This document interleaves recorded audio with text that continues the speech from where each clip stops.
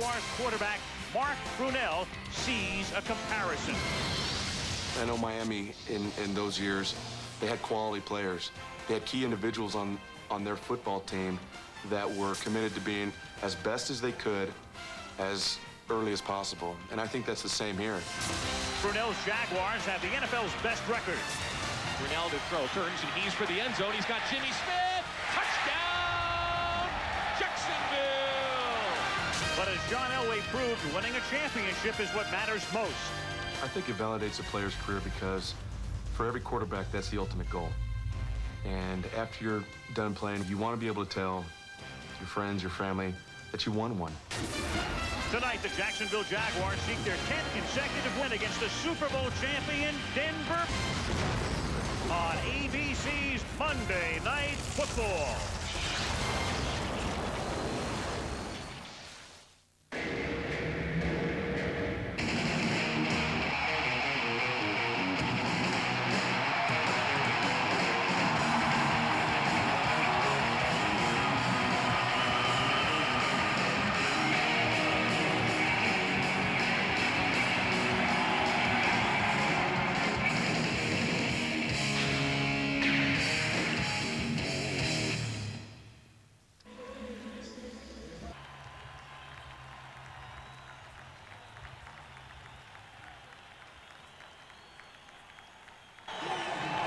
Boomer, it is a great scene down here, and Al, as you said, they have the best record in the league. They're almost unstoppable at home. Tom, what in your words is there to be humble and hungry about tonight? Well, we need to get this 12th win tonight. Our players are excited about this. We have the world champions here at home. It'll be a heck of a game. You have 3 players with at least 8 sacks. How do you rattle Brian Griese? Well, we got to get after Brian. We have to mix it up, change up our fronts, change up our coverages, try to keep him guessing, and we'll be pressuring. It's worked so far. Thanks, Tom. Back to you guys. Thank you, Leslie. Griese will get the ball right off the bat because the Jaguars will kick off. Steve Lindsay, who is not their regular place kicker, but is on the roster solely to kick off, sends it skyward in North Florida, and we're underway in Jacksonville. It comes down into the arms of the rookie Chris Watson at the 9-yard line, and the coverage is very good as he is taken down up at the 20 by Renee Stewart. Brian Griese, son of Bob, out of Michigan, where he led the Wolverines to a Rose Bowl title, was the MVP in that game 2 years ago. And Brian in the backfield with him tonight, Olandis Gary, the rookie from Georgia, spelling the injured Terrell Davis. Griffith, the blocking back. Smith and McCaffrey are outside. And Carswell, a Jacksonville native, the tight end. Jones, Schlereth, Nalen, Neal, and Lepsis, the interior 5. From the 20, Griese on a draw, hands the ball to Gary, who takes it to the 24-yard line. Stopped there by Brackens, having a great season. Let's take a look at that Jaguar defense, #1 in the league, coming into the weekend with Wynn, Gary Walker, the ex-Oiler and Titan, Payne, and Brackens up front. Then the linebackers, Bryce Pop, Lonnie March has done a real nice job in the middle. Kevin Hardy outside having a great year. And in the secondary, the rookie Bryant with Beasley at the corners, Darius and Carnell Lake, the longtime Steeler, are the safeties. Al, you'll see a lot of fronts from the defensive front 7 of the Jacksonville Jaguars. That is the modus operandi for Dom Capers, their defensive coordinator. And they've been moving around on the first 2 plays, and here is Gary again, and he picks up 3, a harder and 3 to the 27. Lake comes up for support, and there is the former Carolina coach who has turned, Boomer, a defense that was very suspect into a monster defense. Well, he brought him from 25th to 1st, and a lot of it has to do not only with his schemes, but some of the guys that they brought in this year. Most notably, Gary Walker and Carnell Lake. One way to deplete your opponents is to take their players, and that's what they did when they got Walker from the Titans and Lake from the Pittsburgh Steelers. Almost sounds like the AFC West with the Broncos and the Chiefs and the Raiders swapping guys left and right through the years. 3rd down and 3 from the 27-yard line. Griese throws, converts a 1st down as Rod Smith hauls it in up at the 35, and that's an auspicious beginning, Boomer, for a team that last week couldn't convert on 3rd down against the Chiefs. And the interesting thing watching that was Dom Capers elected to sit back in the zones and not go after Brian Griese. I'm sure that he wants to see if Griese can move the football. And after what happened last week against the Kansas City Chiefs, he just wants to feel Griese out and see how he's playing. If he starts hitting some balls like this, watch out for the blitz to try to knock him off his game a little bit. Opening drive of the game. First down, Broncos at the 35-yard line. Double tight end set and whistles before the snap. It'll be against Denver. Illegal procedure. That's Jerry Austin, the referee. False start, number 89, 5 yards. It's still first down. Dwayne Carswell excited to be here tonight, Boomer. He's a native of the city. He's a native of the city, but he's listening to the wrong guy barking out the signals. Now, Lonnie Martz, the middle linebacker for the Jacksonville Jaguars, will scream the word move, and that will tell his defensive linemen to move their positions. The offensive linemen and tight ends have to be really careful about who they're listening to and make sure that they listen to their quarterback. Good thing he's not a ventriloquist. It'll be even tougher. First and 15. This is McCaffrey making the catch. Back at just about the original line of scrimmage up to the 35. It'll be second and 10. Aaron Beasley with the coverage. Mike Shanahan in his 5th year. Mike still only 47 years old. One of the youngest coaches in the league still. Watch this defense jump around here. Watch 56 Martz. He's the guy, the traffic cop, if you will. And he'll move them all around. 51, Kevin Hardy comes into your picture. This is the type of defense that you have to be really sure of where your blitzers are coming from if you're a young quarterback. Gary Kubiak, the offensive coordinator. Second down and 10 from the 35-yard line. And they give the ball to Derek LaVille. And LaVille takes it to the 40-yard line. He is stopped there by Smengi. LaVille hasn't played that much this season. He's had a hamstring problem. And, of course, Terrell Davis, and there he is. Tore up his knee, had surgery week 4 against the Jets. Appears to be rehabbing well, Boomer, and should be none the worse for wear next year. And he told me today that he's doing really well, and all he has to do is look across the field and look at James Stewart. And James Stewart has overcome the same injury that Terrell Davis has and is now having a great season for the Jaguars. There are the Broncos, as you saw, averaging 8 points per game less than they have over the last 4 years. 3rd and 5. And that is caught by McCaffrey, and that's a first down up at the 47-yard line. Aaron Beasley tackles him. Now this is really uncharacteristic for this Jaguar defense just to sit back like this. They're rushing only 4 guys, and they're allowing Brian Griese to make quick decisions without anybody in front of him. I don't know how much longer you can let him sit back there and get too comfortable.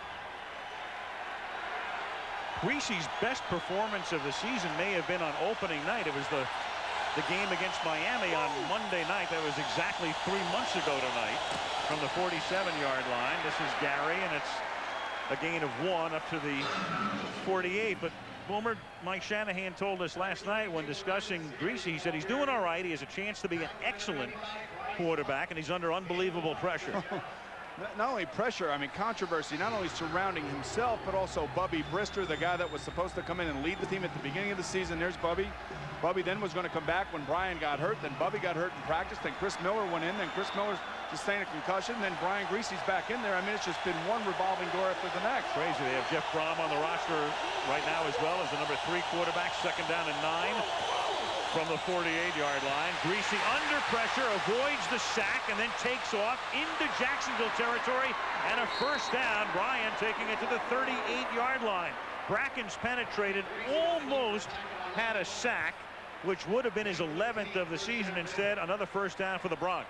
Well, you know what Brackens did is he actually went for the ball, which is not a bad thing to do if you're a defensive player. Watch Brackens come around with his right arm and try to script the ball. But what I like about Brian Griese is that he actually had 2 hands on it and was aware of it and took off with it. So it's a nice play by Griese. It's a great play, actually, holding on to the football. Especially for a guy, Griese, who leads the league in fumbles with 13.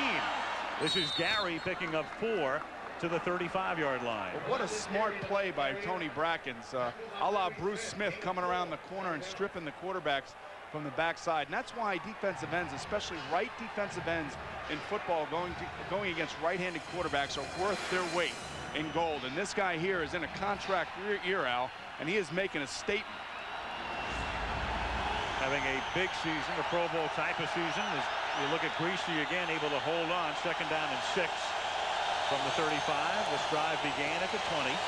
Griese throws, and it's another first down. It is caught by McCaffrey, and it fights his way to the 22-yard line. Eddie McCaffrey, one of those guys who has just gotten better with age. Started as a Giant, went to the 49ers, and probably having his best season. Well, you talk about getting better with age. He's playing against a rookie, 5'10", 181-pound Fernando Bryant, number 25. And Fernando is one of the better cover guys that Tom Coughlin has seen come along in a long time. But the fact is when you're playing against a cagey veteran like this, You have to be able to keep your feet.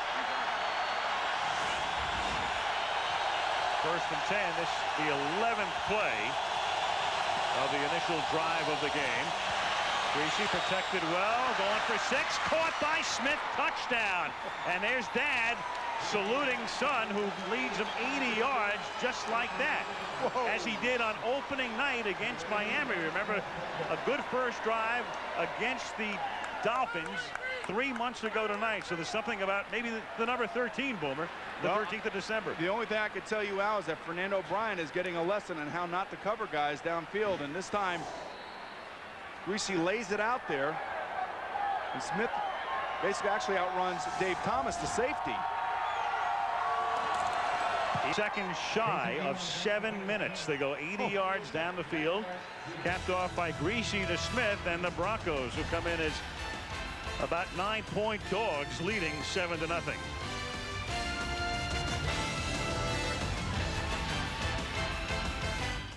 These great receivers have to be able to get off the line and get away from the cover guys. And that time, Thomas was leaning back on his heels, and it gave Smith, with great speed, the opportunity to get around him. It's not that hard. No, it's one-on-one.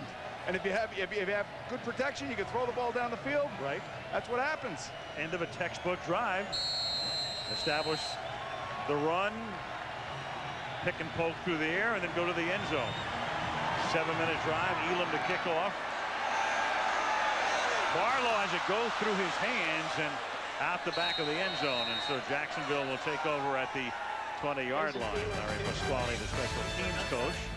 And here comes Mark to lead the Jags from the 20.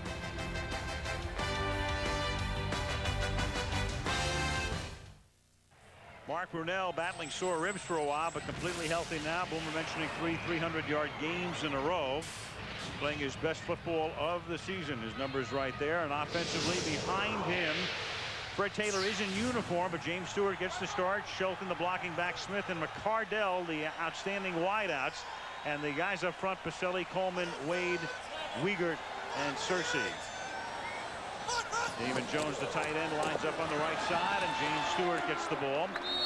Takes it out to the 23-yard line.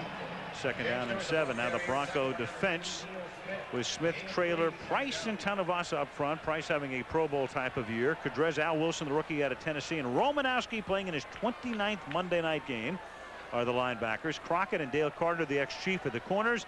Tyrone Braxton and George Coghill are the safeties. Tyrone Braxton in his 13th year out of North Dakota State.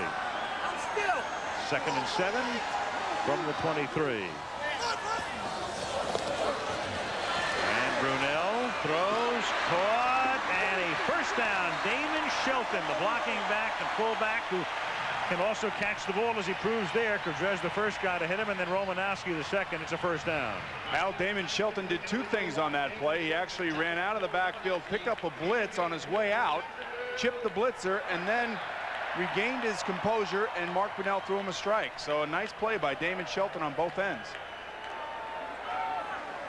Shelton comes out of the game right now because they spread the formation here. The sole setback with Reggie Barlow in the game is James Stewart. Stewart behind Brunell from the 30-yard line, and they give it to James.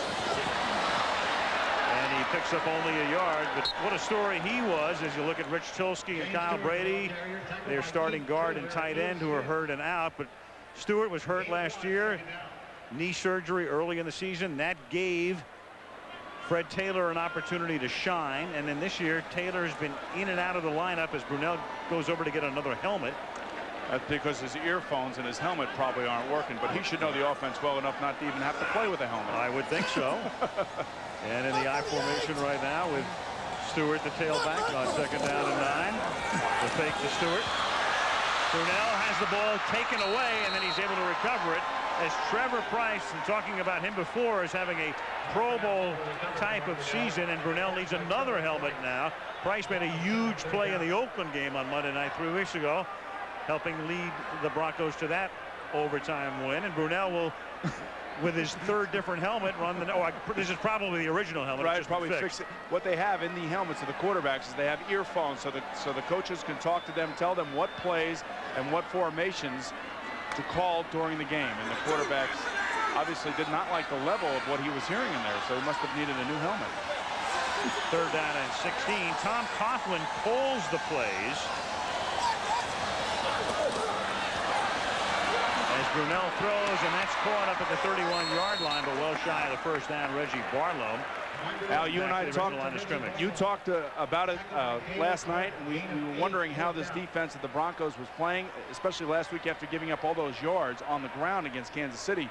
But Greg Robinson told me, hey, my guys are playing hard. And there is Greg Robinson, the defensive coordinator. My guys are playing hard. I can always count on having 11 guys go out on the field on a Sunday or a Monday night and play hard. And that's exactly what they're getting from this defense. Carter is hurt. The one thing about the Broncos, the only time they've been blown out this season was on opening night against Miami. And all of their losses since then, they have been in the game until the very end. A lot of problems with helmets tonight, Al. Yeah. Well, we're talking about Brunell as Mark now out of the game on 4th down. Obviously, Chris Watson back to accept this kick from Barker. And he feels it at the 19-yard line with no room at all to roam. Made the catch along the sideline, and Jason Kraft is down there to cover. So Brunell comes out after an unproductive first drive. Griese and the Bronco offense back in. 7-0 Denver.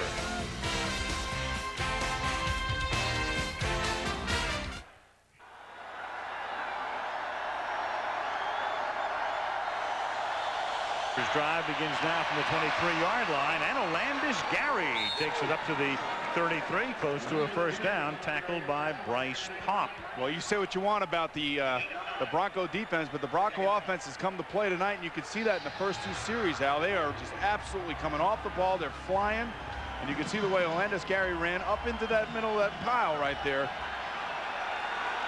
And there's the first drive, 11 plays, 80 yards for about 7 minutes. In terms of time, their longest drive of the year, consuming almost half the quarter. And now it is on 2nd and short. Gary taking it to the 35, and that's a 1st down.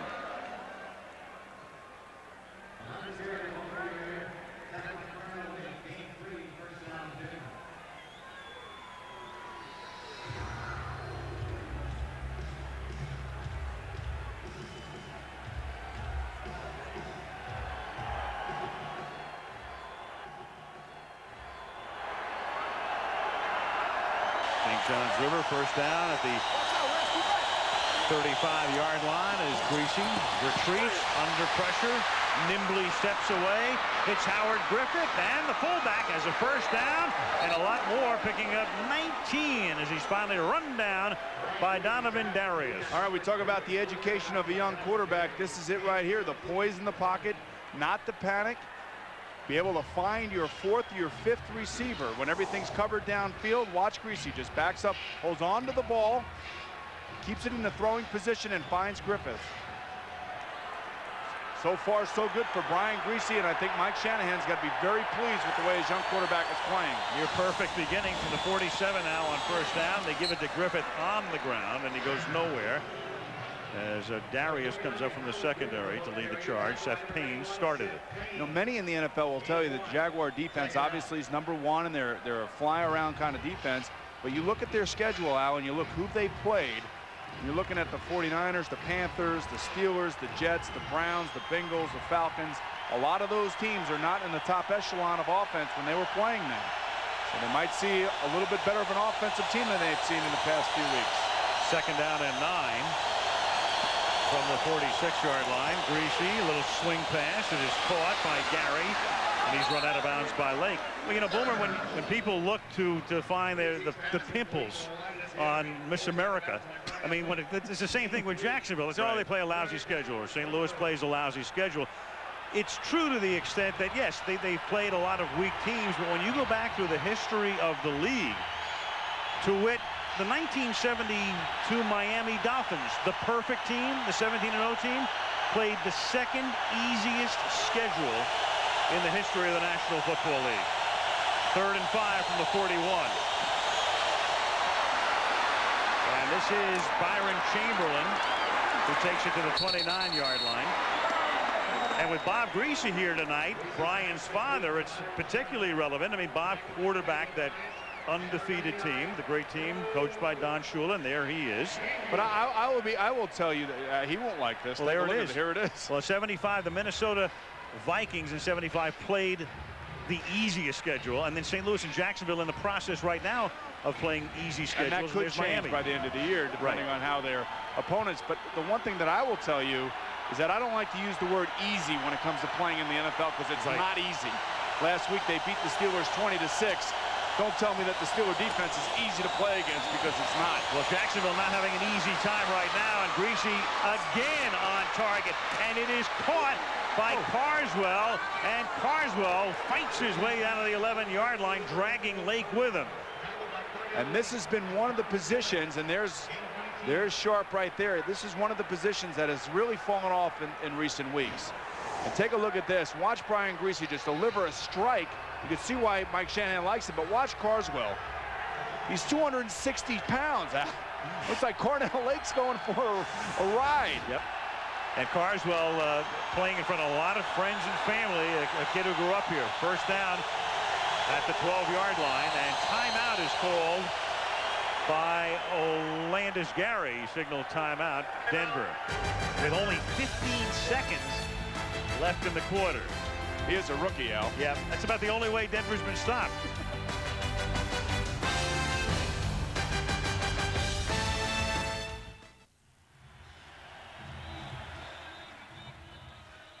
This is where the Broncos have had problems out in the red zone. The turnovers, especially down here, have killed them this year. So we'll see if Brian Griese can make a play and find somebody open. 15 seconds left in the period. First down from the 12-yard line. Got him. Griese to Carswell again, but nothing but teal shirts there, and he's taken down at the 10 after a gain of 2 by Kevin Hardy. And that's the way this quarter will end. A quarter dominated by the current world champions. End of 1. Denver 7, Jacksonville nothing. Monday Night Football back after this message and a word from our ABC station.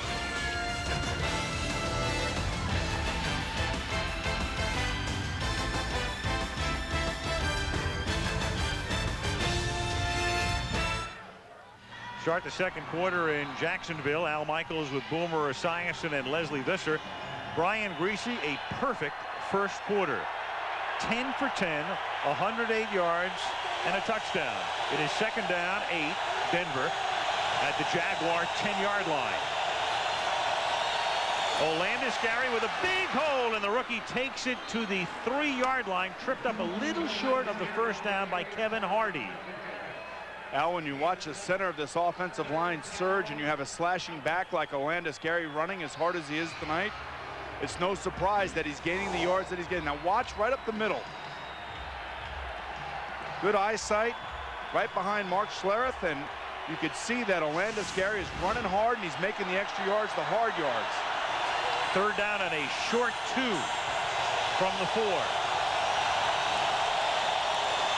Griese rolls, throws to McCaffrey. Does he get in?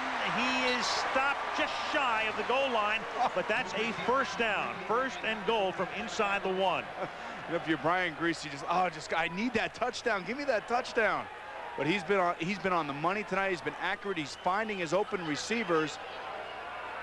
And I really believe that Mike Shanahan is calling a good game right here, allowing him to get out of the pocket, find those receivers, and deliver it. Now we're down on the goal line. You have to watch out for number 70, Trey Teague, lining up as a tight end. This could be one of those plays, those tackle-eligible plays. First and goal inside the 1. Instead, Gary dives in for the touchdown. Oh, why didn't he call that play, Al? Well, they didn't call it because Griese wanted to, as you look at the Denver box, and Pat Bolin in the back row on the left, and Bob Griese there. And Bob's young son, the 24-year-old Brian, is, talk about symmetry, 11 for 11 for 111 yards and 1 touchdown. Well, you got to give it to the young guys of the Broncos. They've come out storming, and Olandis Gary just diving over the pile and nobody there to hit him. Elam for the point after. Well, the Jaguars may be 11-1, but Griese is 11 for 11 for 111. And Denver is dominating early. The Broncos looking every bit like world champions, leading 14-0.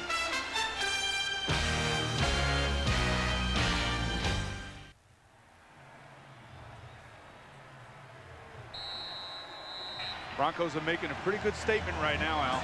14-0, a near perfect first 14.5 minutes, or 16.5 minutes of the game, as this kick is run back by Reggie Barlow up to the 28-yard line. So the Jaguars 11-1, seeking a 10th straight win, trying to get on track, already trailing by 2 touchdowns.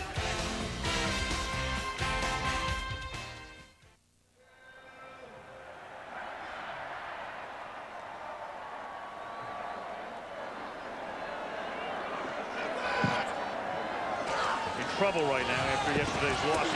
This is James Stewart, stopped by Glenn Cadrez after he picks up 6. Let's get a report from Leslie Visser. Leslie.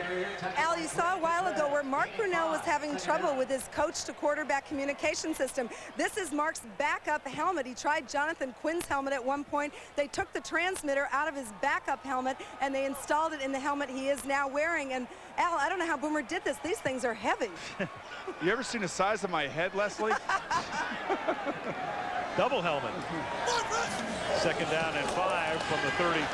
Brunell pump fakes, throws, caught. That's a first down. Keenan McCardell with a first down up at the 42-yard line. You know, you can watch Mark Brunell. Earlier in the season, I saw a guy that was struggling, that was grinding a little bit at the quarterback position. I see no panic in him. He's delivering the ball accurately the last 3 weeks, and right there you can see he's calm right now. And there should be no panic at all. They should up-tempo it a little bit, and there's Tony Baselli, his all-world left tackle, and start running behind him a little bit and make some yards. From the 42-yard line on first down, back to the ground they go.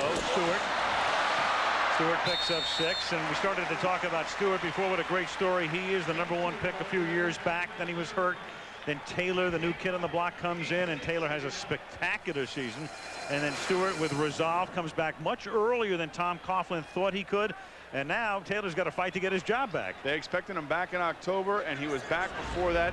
The same injury that Terrell Davis has. So Terrell Davis, all he has to do is look across the sideline and look at this guy. And this is the formation that has really helped the Jacksonville offense, Al. The spread formation, no backs, and allow Mark Brunell to just pick and choose downfield. 2nd and 4. Brunell throws and nearly picked off. It's Glenn Cadrez, who had a spectacular Monday night game 3 weeks ago against Oakland, nearly picking that one off. He loves Monday night. Before the game, he came up and gave me a big hug. I'm glad to see you.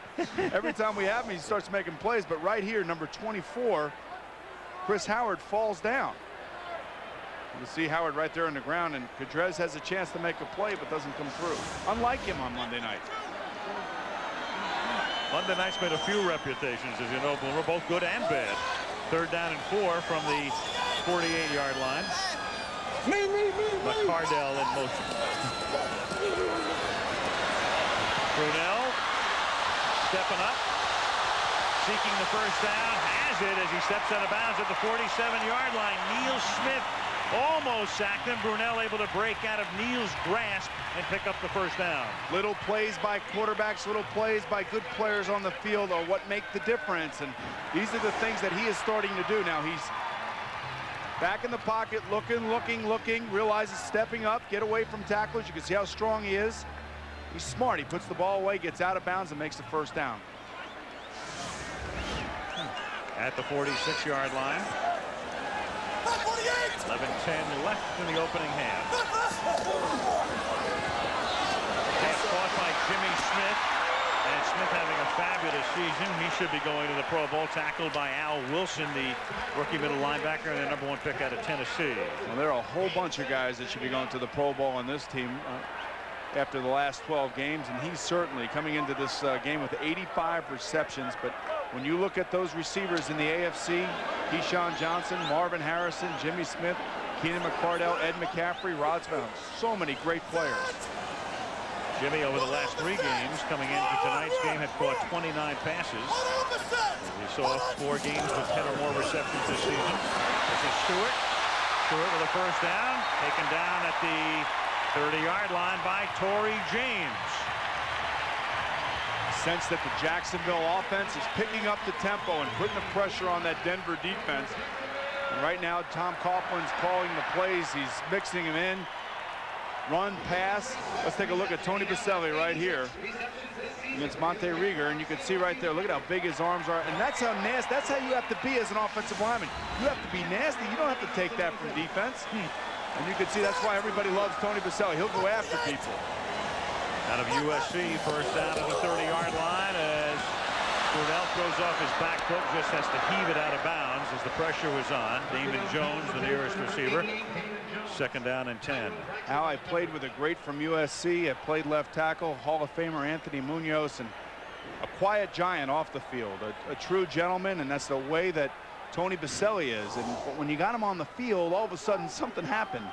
And watch how this is how you pass block. You push, you get your hands out, you move your feet, and you just keep grinding. Keep that guy away from your quarterback any way you can. Second down and 10 from the 30-yard line. They give it back to Stewart. Looking for room, no, and coming up from the corner to knock him down is Dale Carter. Good play by Carter, picked up offseason. Corner to knock him down is Dale Carter. Good play by Carter, picked up offseason. Well, if you want to play in Greg Robinson's defense and you want to be a cornerback, you have to be a tough guy. You have to make tackles. He's going to ask you to take the place of a safety, and you can't back down. There are some cornerbacks in this league, Al, namely one down in Dallas that doesn't like to tackle, right? Well, they barely go his way. He's also a receiver, as you know. We're talking about Dion, who caught 2 balls yesterday. Third and 11 from the 31-yard line. Brunell guns it over the middle, caught at the 23, and Jimmy Smith seeking the first down, very close. Tackled by Cadrez. Oh, I don't know about that spot, Al. Yeah, neither do I. I thought he was closer to a first down. He needed 11. And Jerry Austin, the referee, comes down, puts the ball outside the 20. I don't know about that. Interesting dilemma. I think if I'm Tom Coughlin here, however, I go for it. It's so close, and your offense is moving the ball pretty much at will right here. Well, let's take a look at this now. There's Smith. Now, this is what great receivers do. They stay on their feet, and they reach, and they make first downs if they can. And timeout is called by Jacksonville. I think Jacksonville thought they were going to measure, and they were angry about the fact there was no measurement and they couldn't get the play off, so they also have to waste a timeout.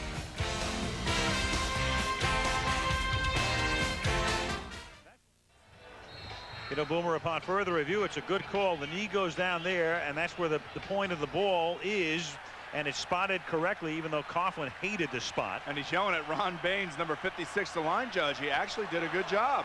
Meanwhile, Jacksonville will go for it on 4th and inches now from the 20-yard line, and Brunell will sneak it over the 20 for a first down. This is interesting, Boomer, in as much as in the Pittsburgh game, their last game on a Thursday 11 days ago, early in the game, they opted not to kick a field goal in a similar situation and wound up going in for the touchdown. This is something that Tom Coughlin's not really known for, you would think, but he knows that he's down 14-0. He has to get some of the momentum back, and you do it by doing this. Now here they are on first down, running their spread offense. From the 19-yard line on first down, the defense spread against the spread offense. 4-man rush, and the pass is knocked away by Glenn Cadrez. Second time he's gotten his hands on a Brunell throw. Jimmy Smith, the intended receiver. I have voted several times. I am a registered voter. Okay. 13th play of the drive coming. Second down and 10. And you know which way I voted. I know which way you voted. This is Stewart. Oh, man. Plowing inside the 15 to the 13-yard line. And Wayne Weaver, the owner of this team, the founder of the franchise, salutes that effort. There's so much being written about James Stewart because he's not talking to the press down here. And they talk about how his silence is deafening because, you know, he has played really, really well. And Fred Taylor is the super back that they want to get in there. But this guy has done nothing but do what he's asked, and he's done it at a very high level. And there's Fred Taylor, number 28, the super back, and this man will be a free agent at the end of the season. Third down and 3 from the 12-yard line. Pressure on Brunell, but he gets the pass away to Jimmy Smith, and Jimmy Smith has a first down at the 6-yard line.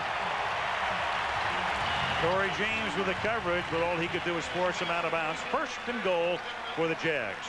James Stewart made a nice block on that particular play. Al, one of the reasons that I bring up the fact that Stewart is a free agent, I had met a couple scouts here from other teams, and I can't tell you who they are, and they were saying they were here to look at James Stewart. He will be a free agent in the offseason, and I know that he's tops on a lot of people's lists. Well, I mentioned before, Taylor has to fight to get his job back. There's no question Taylor has more speed, more talent. But you're right, Stewart can start for a lot of teams. First and goal from the 5-yard line. Brunell flushed out, throws, and that's incomplete, intended for Damon Jones. Jones is 6'5" and needed to be about 6'11". Not a bad play by Mark. Just take a chance, throw it up there, see if your guy can get it. If he doesn't get it, goes out of bounds. You go back and start over again.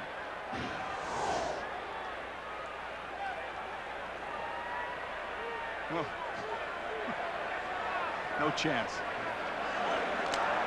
16th play of the drive coming up. From the 5, this time they come up in the eye. Stewart the tailback, a little toss to him. Behind Shelton, he goes, touchdown.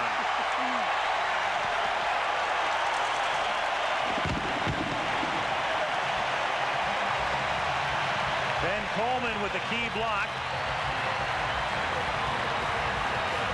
71-yard drive for Jacksonville. Now it doesn't get any prettier than that. Just a toss sweep around the corner. Coleman, Boselli, and Jones all leading.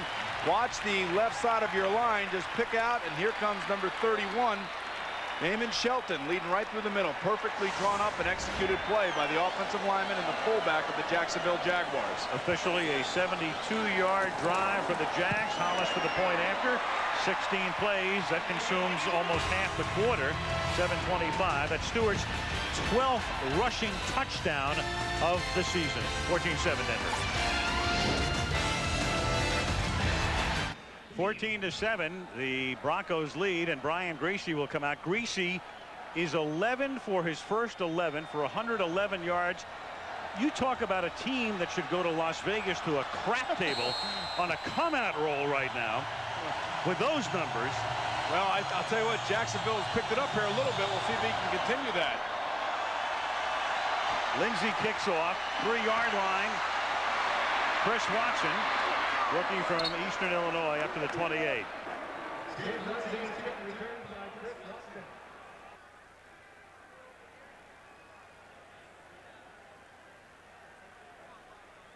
Problem was, it was trying to get him home for the back end of the exacta, and they weren't responding. Can we go back to that for one? I got to look at that picture for one moment. Maybe our guys can bring it back up. I guess they don't want to. Huh? You just want to see me in a Bellman's uniform, right? Holding luggage.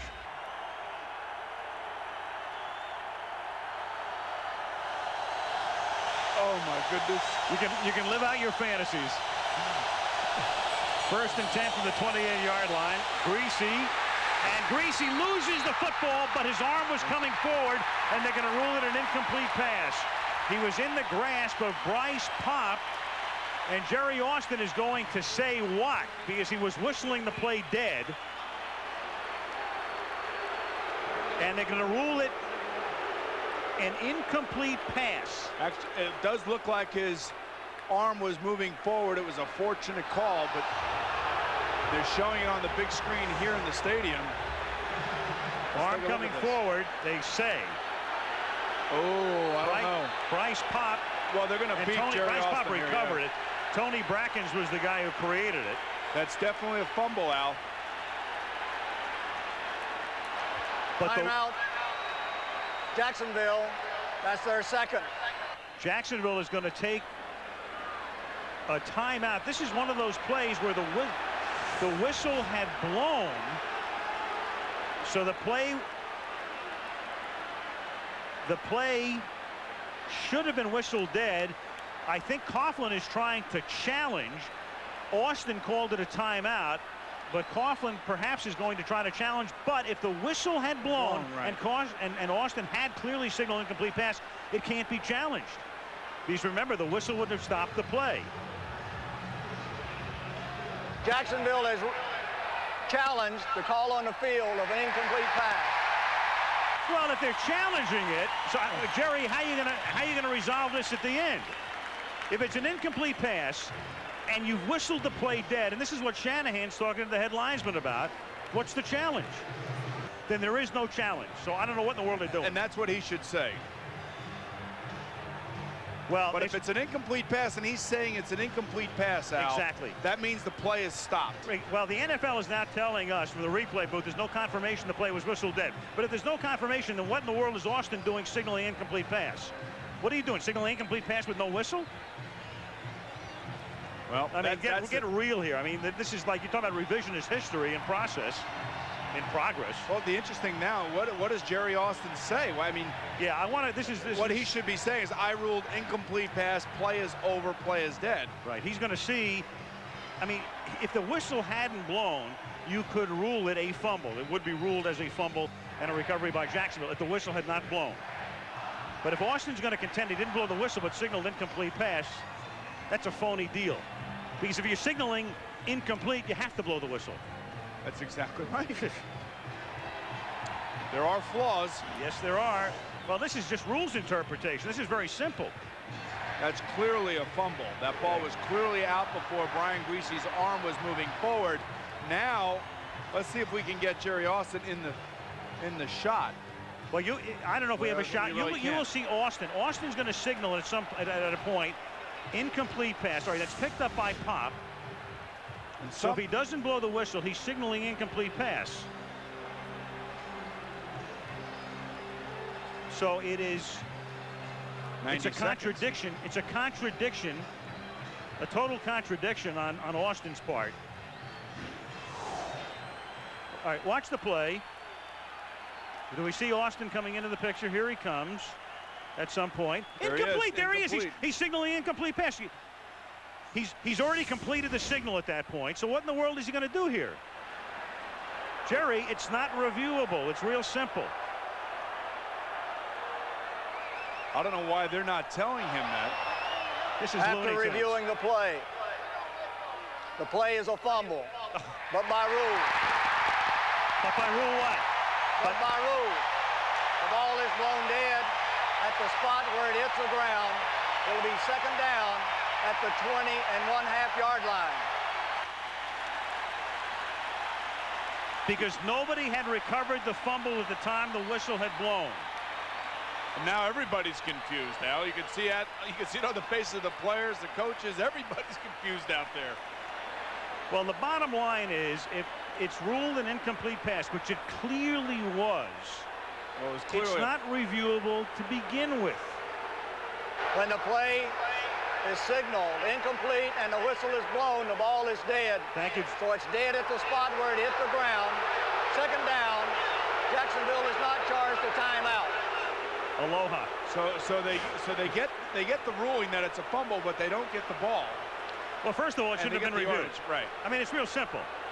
I mean, I don't want to beat this to death here, but the minute it's signaled an incomplete pass, it's not reviewable. Now, is Jacksonville, now Coughlin's going to say, are we going to forfeit a timeout too? No, they just said they gave the timeout back to him. The timeout is not charged.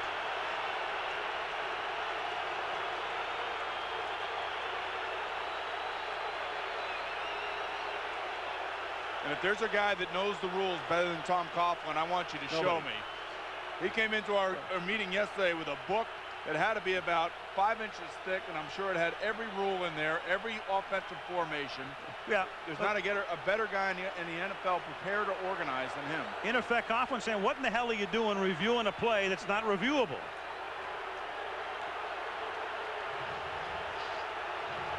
And usually when coaches argue like this, they know they're right. They will not argue to such extent when they know that they're right, like this. In the meantime, let's see, where are we in this game? It's 14-7 Broncos. It's going to be second down. 17. Well, that was a first down play, right? Right, so it's second so and 17. long ago. Well, if it's an incomplete pass. But they're ruling that it was a fumble. What now? I give up here.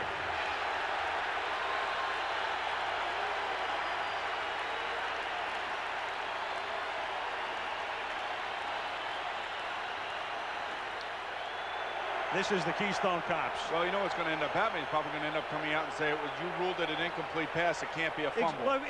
That's what's probably going to happen. Now they're going to move the ball back up. The reason the play was not reviewable is Austin calls it an incomplete pass. Clearly it's signaled that way. It shouldn't have been reviewed to begin with. The ball should be at the 28-yard line. It should be 2nd and 10. Meanwhile, back at the ranch. There's a question about the down. It is 2nd down. Jacksonville has charged the timeout because they called a timeout. Wait a minute. They called a timeout. They didn't call a timeout. They challenged it. This is the goofiest thing I've ever seen. Whoa, man. What nonsense. And that's why Coughlin is furious. 2nd down and 17. This is Lavelle. Again, I mean, think about how stupid this was. It's ruled incomplete. It shouldn't be reviewed. Coughlin is buzzing for a replay. They accept the challenge. They don't take a timeout away from the challenge, but they take a timeout away because they said he called a timeout. And what he's saying that Jacksonville called timeout before they tried to challenge him. That's what he's saying. Yeah, well, basically. Can you believe Tom Coughlin would call a timeout before a challenge in that circumstance? No. Absolutely not. But he's saying that he actually called a timeout and that they're separate events. 3rd down and 17 from the 21-yard line. Griese throws. That's tipped and incomplete. And that is officially his first incomplete pass because the other was ruled a quasi-fumble or something. Tony Brackens. Well, instant replay was not supposed to disrupt the flow of a football game, but unfortunately in this case it did. One thing, Boomer, it makes for great television, though. It sure does, and you can argue about anything, Al. Tom Ruin to punt. On 4th and 17, Reggie Barlow is back to accept the kick.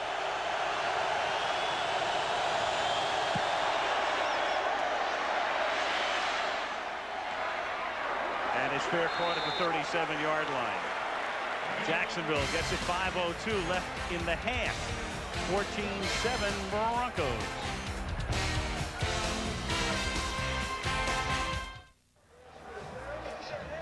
So the saga continues. The officials are telling us through replay that the Jaguars called a timeout. Take a look here. One of the reasons they are calling a timeout here, and they're telling us before the challenge, is that the defense probably thinks the offense should be on the field to begin with at this point. So they're confused. They're confused. The officials are confused. Exactly. Meanwhile, from the 43-yard line, here's Brunell back to pass on 1st down, going deep.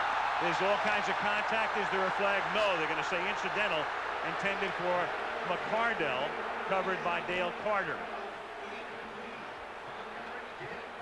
2nd down and 10. And Tom Coughlin with a very stern look, and you can certainly understand it, Boomer. I'll absolutely understand that. And you can see right here, McCardell actually gets on top of Carter. Look at Carter grab McCardell in the back right there and get away with that.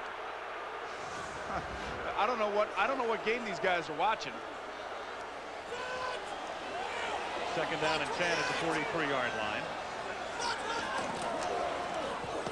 Stewart swings to the outside and picks up about 8. Run out by Al Wilson.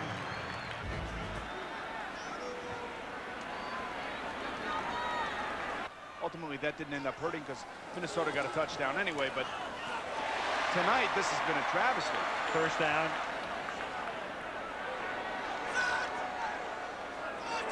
And then he actually placed it where the fumble was.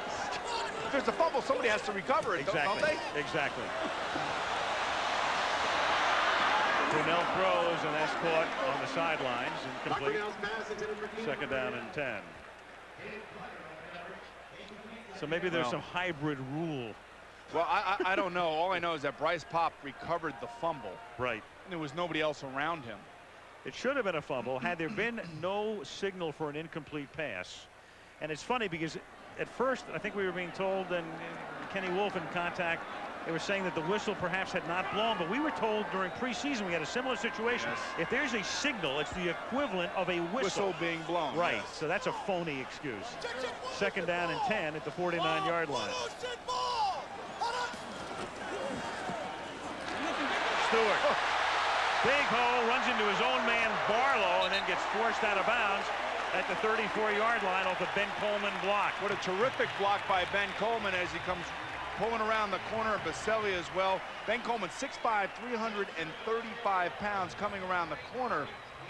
And Mark Brunell audibling to this play because he's reading the defense. Now watch big old Ben Coleman come around the corner looking for Wilson in the middle, and there he is. He finds him, knocks him down, and Stewart makes a nice run. 1st and 10, the ball at the 34-yard line. Stewart again, stopped by Ma'a Tanuvasa. I was talking to Tony Baselli last week, Al, and I had asked him, I said, you know, you guys are playing well on the offensive line, and I think he sometimes gets embarrassed with all the accolades that are thrown his way. He was telling me that Leon Searcy's playing great, Ben Coleman's playing great, that I really feel like this could be one of the best offensive lines in football, and it's certainly showing itself that way in the last few weeks. That is James Stewart, who is Fred Taylor, who's been in and out of the lineup all season with a hamstring pull, comes back in. These guys just keep waiting for each other to get hurt to make their own opportunities, and it's gone on since last year. Stewart, the first 2 weeks of the season, 100-yard games, blows out his knee. Fred Taylor comes in, has a great rookie season, and then all of a sudden the roles are reversed this year. And who has the look for the holidays? J.C. Penney, give the look. And that's a great ovation for a guy who's just done a fabulous job for this team, James Stewart, and the crowd just saluting him for his resolve and for the season he's having more than anything else right now. And being a great team player, Al, he has not complained once down here. And take a look at these yards here in the second quarter by Jacksonville taking over here. 2nd down and 7 from the 31-yard line.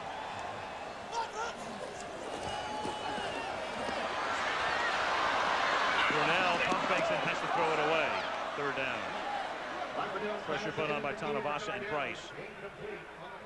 Well, there he is, and one of the interesting things, Al, is in this league and in the 90s of the me athlete and all the guys that want the accolades and pump their chest when they make it just a basic play, this guy has really come through to really show everybody truly what sportsmanship is and being a great teammate's all about. He's having a good night again tonight.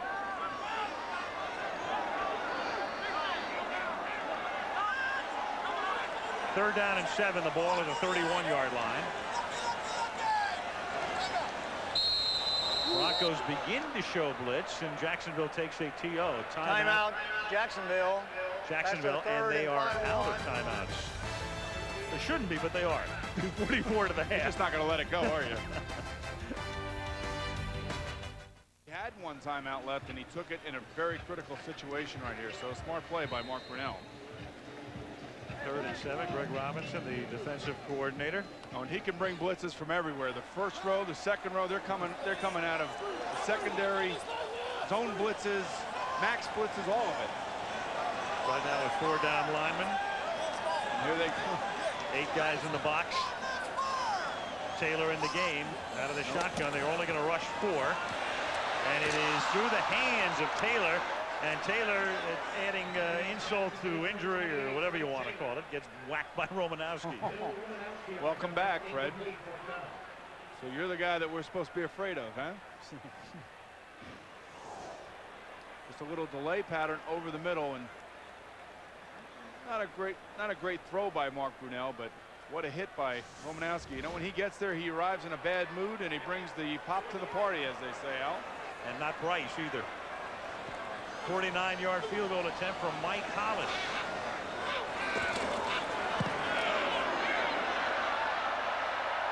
Bangs it through. Hollis told me before the game he wears a size 7.5 shoe on his left foot and a size 6 on his right foot. Leader. He has a punter who might go to the Pro Bowl. And a punt returner who might go to the Pro Bowl. Apart from that, they stink. At least this week. Here's Watson. And back to accept it is Billy Miller, a wideout by trade. And he brings it back up to the 26-yard line.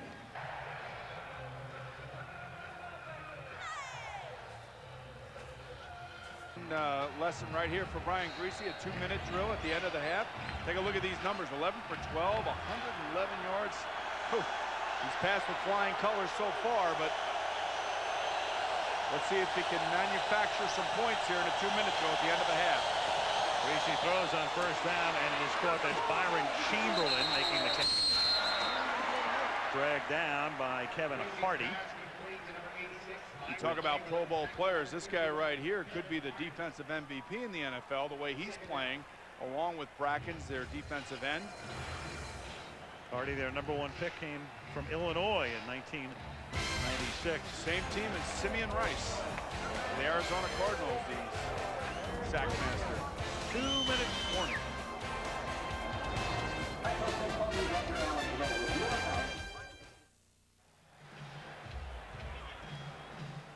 Two minutes to go in the half. Good half. 14-10. It's been an interesting half. And pretty fascinating half.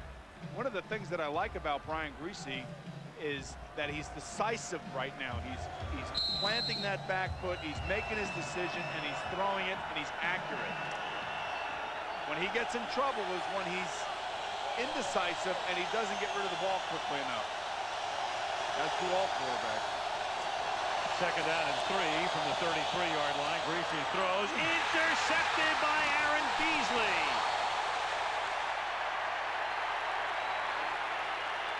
Ed McCaffrey tackles him, and the Jaguars with a big turnover late in the first half.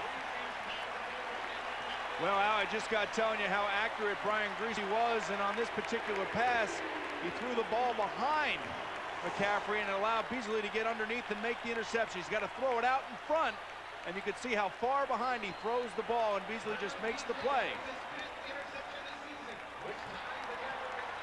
Ooh, he's just got to put it out in front of McCaffrey and let him go get it.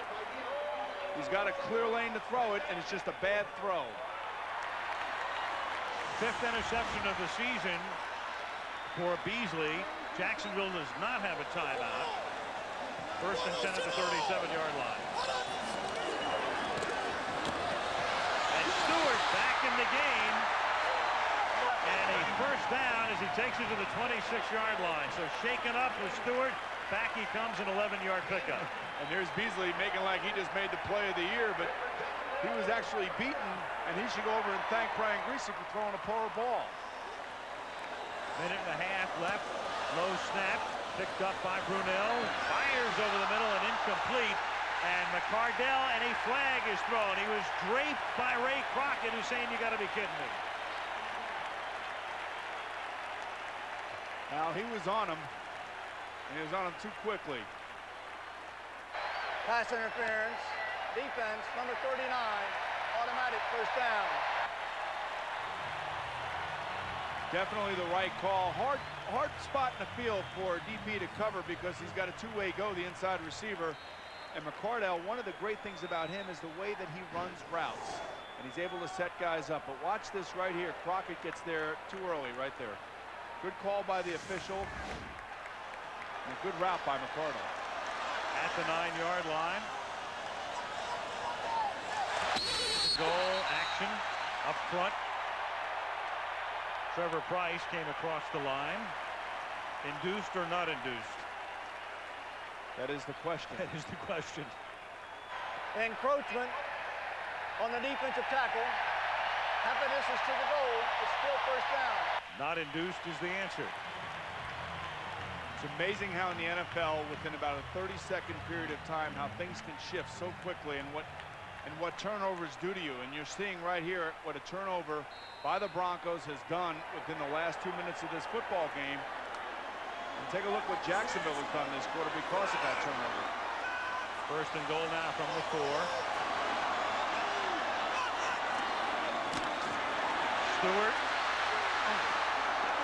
barrels his way to about the 2.5. Al Wilson is there for the hit.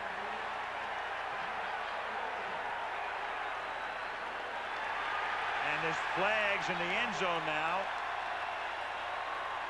After the play, skirmish. And I was talking about how mean and nasty Tony Boselli can be. He was driving his guy out of bounds, Al.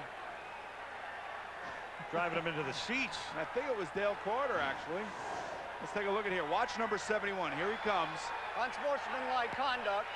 Number 39 of the There defense. you go. He's got Ray Crockett. He's actually holding him. He's got Ray Crockett. Let's take a look at this. Right, he's got Crockett by the shirt. Crockett's got him by the face mask.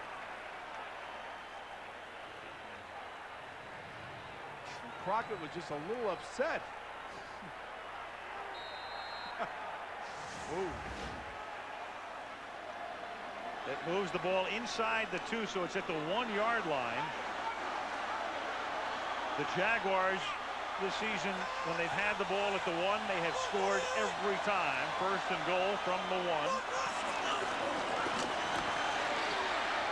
And no gain there, Stewart. When you go back to last year, every time the Jaguars have had the ball at the 1, they have scored 17 consecutive times. It's a tremendous statistic, and it shows you how good their offensive line is and how smart their quarterback is. And right now, remember, they have no timeouts left. They're kind of getting in and out of the huddle very quickly. It's 45 seconds to go here. You can do that when you have a nice veteran quarterback that understands how to manage a football game. Second and goal, Brunell, play fake, throws, and that's incomplete. Into traffic, dangerous throw for Damon Jones, 3rd down. Well, if he would have thrown it quicker to Damon Jones, he would have had an easy touchdown. He was looking for his fullback, actually his halfback, James Stewart, in the flat in front of him, and Jones snuck out behind him and was wide open. He just waited too long. Watch Jones here. He goes down and then kind of sneaks out, and there he is, wide open. Throw it now. He's just waiting too long and then tries to throw back against the grain. 3rd down and goal from the 1. Stewart again gets into the end zone.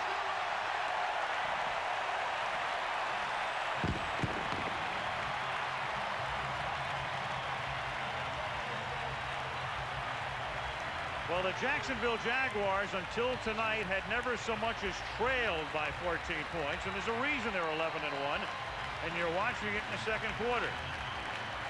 And now where do they run? They go over Tony Boselli and Ben Coleman on the left side, and you got guys that big and that strong playing that well.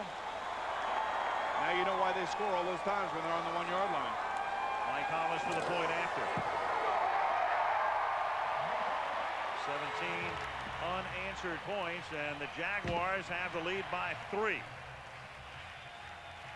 Take a look at this. Watch how the offensive linemen get underneath the defensive lineman. Damon Jones does a nice job. Number 88 is collapsing down the defensive line, and all Stewart has to do is find the crease.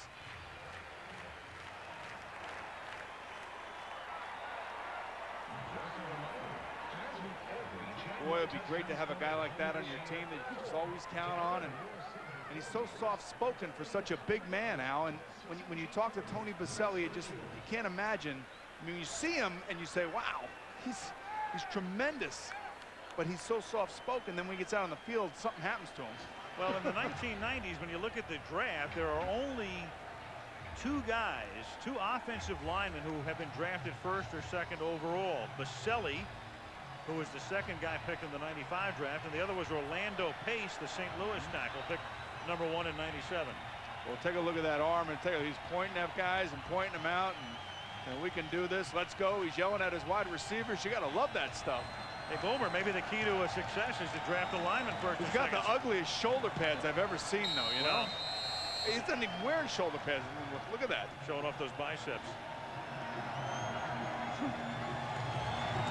Looks like a guy from the 50s. Yes. With that James Dean look. Taken at the 11-yard line by Billy Miller. And he brings it up to the 39-yard line with 22 ticks left. What's coming up at the half? Here's Chris Berman.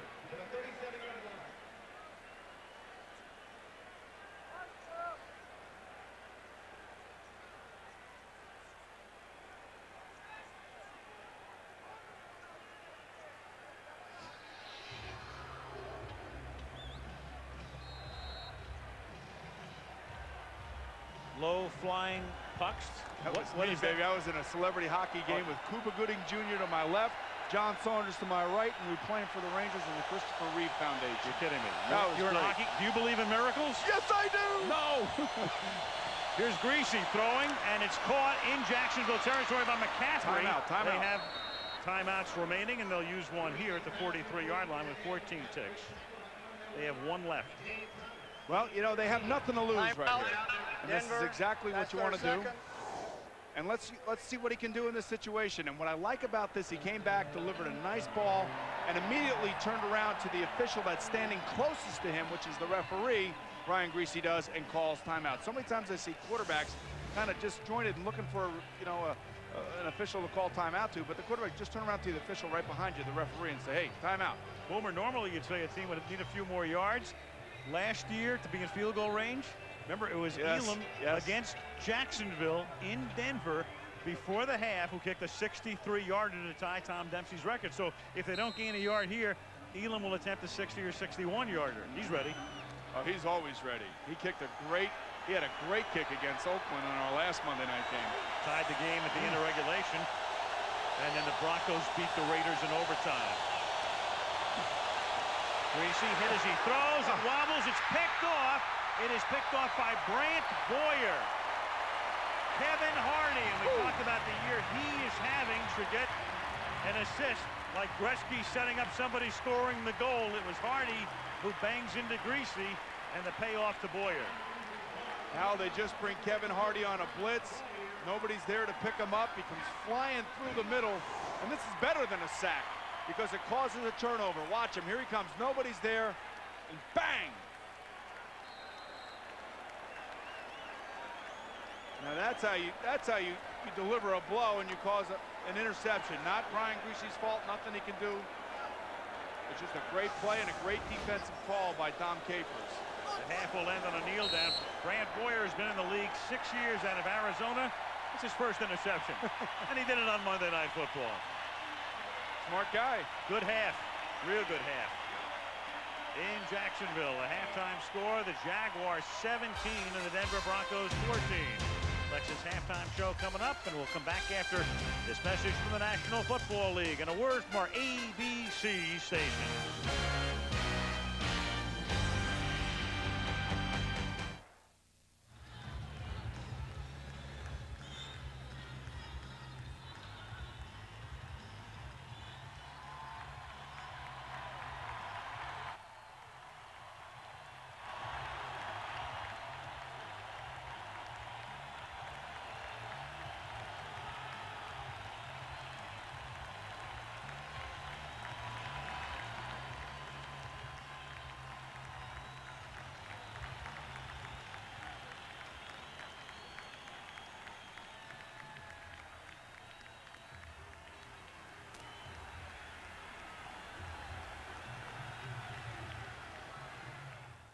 Here in Jacksonville, it has begun to sprinkle. There was a 50% chance of rain, and some of the ponchos coming out. Mike Shanahan putting on a jacket as well. And there is indisputable visual evidence that we have rain. No replay necessary. Right, no timeout charge. Kickoff is fielded by Reggie Barlow at the 5. And he gets cracked at the 23-yard line. Leslie, what do you have? Al, it's more than a sprinkle. Well, Mike Shanahan said we started the first half of the long drive. That's what we've got to do the second half. As for Tom Coughlin, he said they rebounded by tightening up the coverage underneath and putting more pressure on Brian Griese. As for the instant replay snafu, he said that is why instant replay was instituted. It was to correct a wrong. He said that play was whistled dead. It was not reviewable, and it ought to be addressed. Al? Absolutely. I'm sure it will be addressed, Al. It will be addressed. There's no question about it. They screwed it up royally. It's as simple as that. At the 23-yard line, first down. And here is Stewart with an 8-yard pickup to the 31. And then just the postscript on that, Boomer, not to, again, we went through this in the first half, but the bottom line was the play should have been the reviewable play, should have been dead as an incomplete pass, and the ball should have been back at the original line of scrimmage, second down. Well, this has really been a tale of two quarters with the Jaguars basically owning the second quarter, and the Broncos coming out flying in the beginning of the game. But now all of a sudden Jacksonville is settled in and they're starting to control the football game. Second and a short 2, and this is Stewart. Loses the football. That's loose. And who else but Tony Pacelli all over the joint. Pacelli has normally taken his guy about 6 yards downfield, so the only oddity here, Boomer, is that he's in the backfield. Well, what a great play by Traylor to pull the ball out of Stewart's hands. Take a look at Tony Pacelli right here, and you can see, look at that. It's adding insult to injury right there. Now he's going against number 98, Matanavasa, and here he's going against Cadrez. You can see how many different things that an offensive tackle is asked to do. He's not just there to pass block, but sometimes he's got to get tackled, sometimes it's ends, sometimes it's linebacker. And he keeps possession here. 3rd down and 6, and Brunell lost it. Incomplete, intended for Barlow, who looks around for a flag, and that's wishful thinking. He was covered by Dale Carter. And now when you have a guy like a Boselli or an Anthony Munoz, it just makes everybody on the line that much better. His practice habits, his study habits, all the things, all the intangibles that he brings to your football team as a leader. And it just picks up everybody else around you. So what a great draft pick for the Jacksonville Jaguars. 4th and 6. Chris Watson back for kick. Watson from the 24. Brings it back to the 34-yard line. 13-15 left in the 3rd quarter in Jacksonville. The Jaguars 17 and the Broncos 14.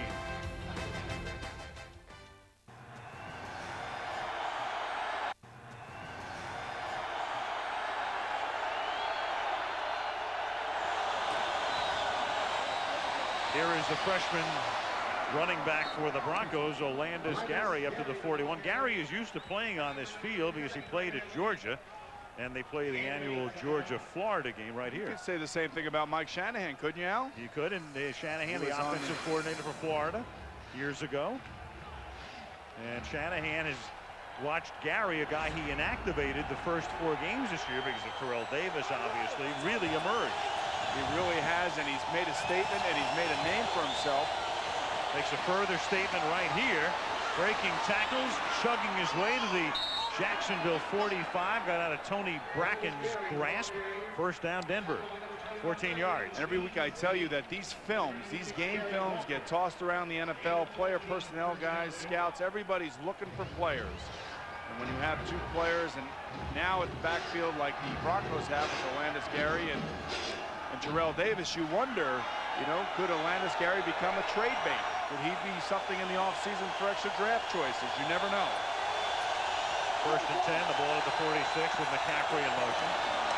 Gary to the other side this time, but they string it out. Does the defense, and Fernando Bryant, their #1 draft choice, the rookie corner from Alabama, comes up for the hit. Interesting thing about Fernando Bryant, everybody here says he's one of the best cover men that they've ever seen, and heaping high praise on this rookie. And reading this week where he was quoted as saying that this could be a dynasty happening down here in Jacksonville. Oh, man, you've only played 12 games. Let's not get ahead of ourselves here, kid. Hey, Boomer, you know what a dynasty is these days, right? 3 wins in a row. 2nd down and 12 at the 49. Griese flips it, and it's through the hands of Dwayne Carswell. Well, Dwayne looking for a dry ball and got a wet one.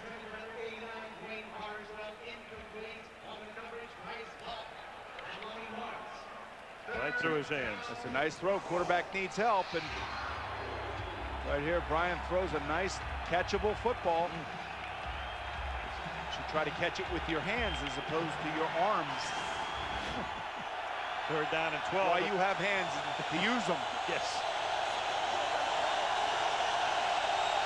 Griese now 13 of 17 for 138 yards. Runs it over the middle, and McCaffrey makes the catch at the 36-yard line, and I believe he has the 1st down, and he's shaken at the end of the play. Dave Thomas with the coverage. And it will be a 1st down.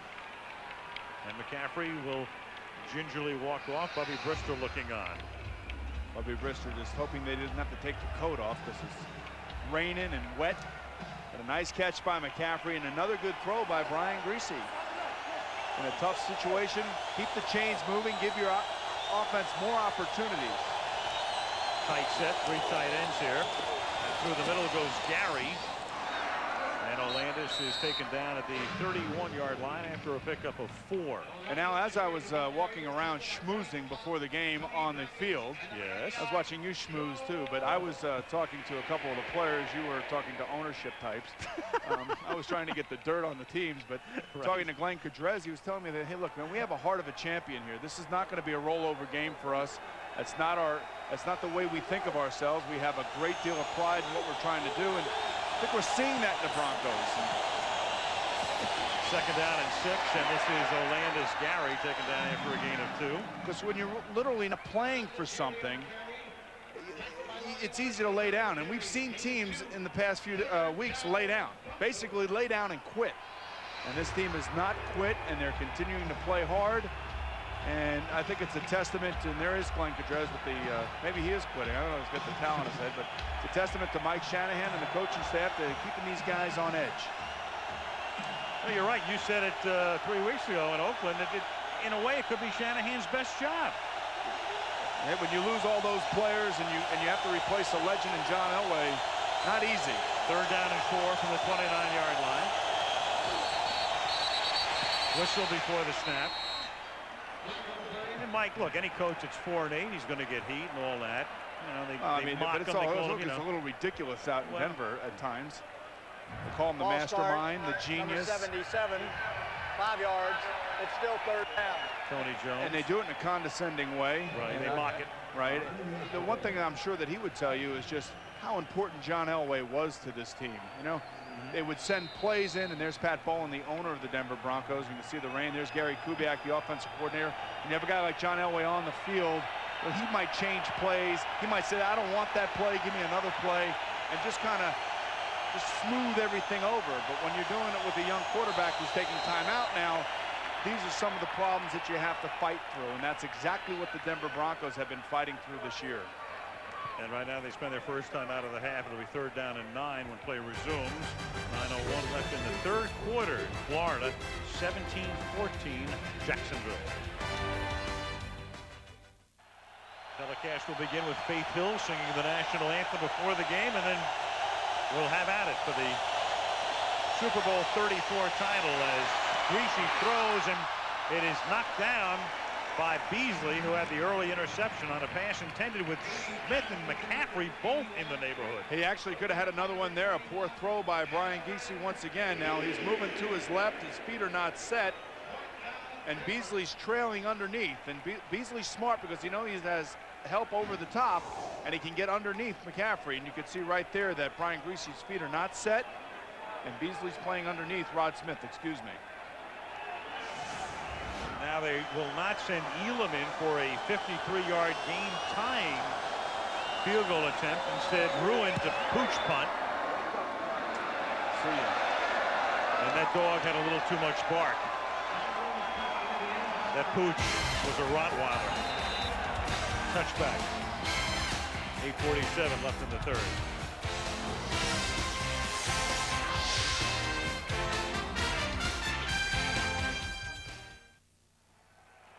First down for the Jaguars at the 20-yard line. They're up by 3. 8:47 left in the 3rd quarter in the rain in Jacksonville. Brunell rolling, chased by Price, and chases him out of bounds. Loss of 1. The Jaguars, a lot of reasons for their success this year, but one that sometimes gets overlooked is starting field position, both offensively and defensively. This is a pretty good Quinella. Their opponent's drive start at their own 26-yard line on average. The Jaguars begin their drive at their own 34-yard line. And there it is, very similar tonight. And it may not, it's a kind of an abstract concept, but coaches understand it, teams understand it, and it's very, very important over the course of the season. And this is Stewart back to the original line of scrimmage. And Boomer, if you think about it, if the difference is 8 yards between the offense and defense, and there are about 12 possessions in the game, you're talking about 96 yards a game difference, and Stewart is hurt again. I know. Now here we go. Here's the math class for the evening. Okay, there you go. So Right, 8 yards per drive times 12. 12 drives per game. Right, and they were 96 yards per game times 12 times this season. It's the equivalent of having a guy pick up 1,152 yards. And you're But Coughlin, you're alluding to the fact that we talked to Coughlin last night. He was telling us how important that is to his football team. Right. He loved it. Stewart shaken. Injury timeout. James Stewart. The good news is it's not the knee boomers. They're taking the shoe and well, they take the shoe off. It usually means that it's around the ankle. And Trevor Price caught him from behind and looked like he landed on his foot. So it could be an ankle or a foot. Fred Taylor is in the game now. 3rd down and 10. Brunell out of the shotgun. And it's a low throw with a wet football. Wet and windy, Al, and they're throwing into the wind right there, and you could see, at least we could see from up here, that they're coming. This rain is coming down in sheets now. Coming right to left as we look at the field. This is Trevor Price right here holding on to James Stewart, and looks like he falls right on his left foot or left ankle. Now Barker to punt. Brian Barker sends it toward Chris Watson. Looks up into the moisture and hauls it in. Gets a block. And brings it back all the way up to the 44. Back all the way up to the 44-yard line. And that's where the Broncos will begin this drive, trailing.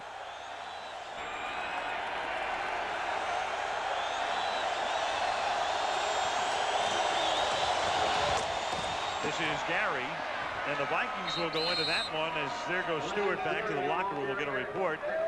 They added the Viking woes, Chris Carter with an ankle injury last night and will probably be listed as doubtful, if not out, for this week's game. Well, Randy Moss had a chance to make some plays in our game against Tampa, and also again last night had a great punt return, but fumbled inside their red zone against Kansas City, and he's going to be asked to do even more now. 2nd down and 8 from the 46-yard line. Griese throws, caught by Smith, tries to pick up the 1st down. He gets wrestled down by Fernando Bryan, and there's a marker thrown. I think you can get an offensive pass interference against Smith right here for pushing off. Yep. Pass interference, number 80 of the offense, 10 yards, repeat 2nd down. You know, Al, I don't know about this, though, because when you watch it, you see how these guys are entangled, and you know the defender is actually trying to hold up Smith right here. Take a look at this.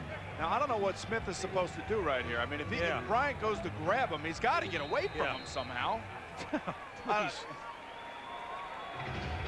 Seen that play 10,000 times. That's not interference. Well, tonight it is. A lot of things going on here tonight, Al. Well, one thing that's not going on is any penalties against Jacksonville to this point. All 6 penalties in the game that have been assessed are against Denver. 2nd down and 18. Griese stepping away and then throws incomplete. Avoided the sack and then was able to throw it away incomplete. Grant Boyer put the initial pressure on. Griese's pass incomplete. 3rd down, Broncos. 3rd down and 18. Griese began the night in perfect style. 11 for his first 11 on 2 long drives. Right now, 14 of 20. So he's 3 for his last 9.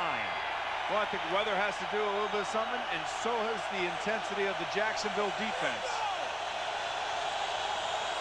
3rd down and 18.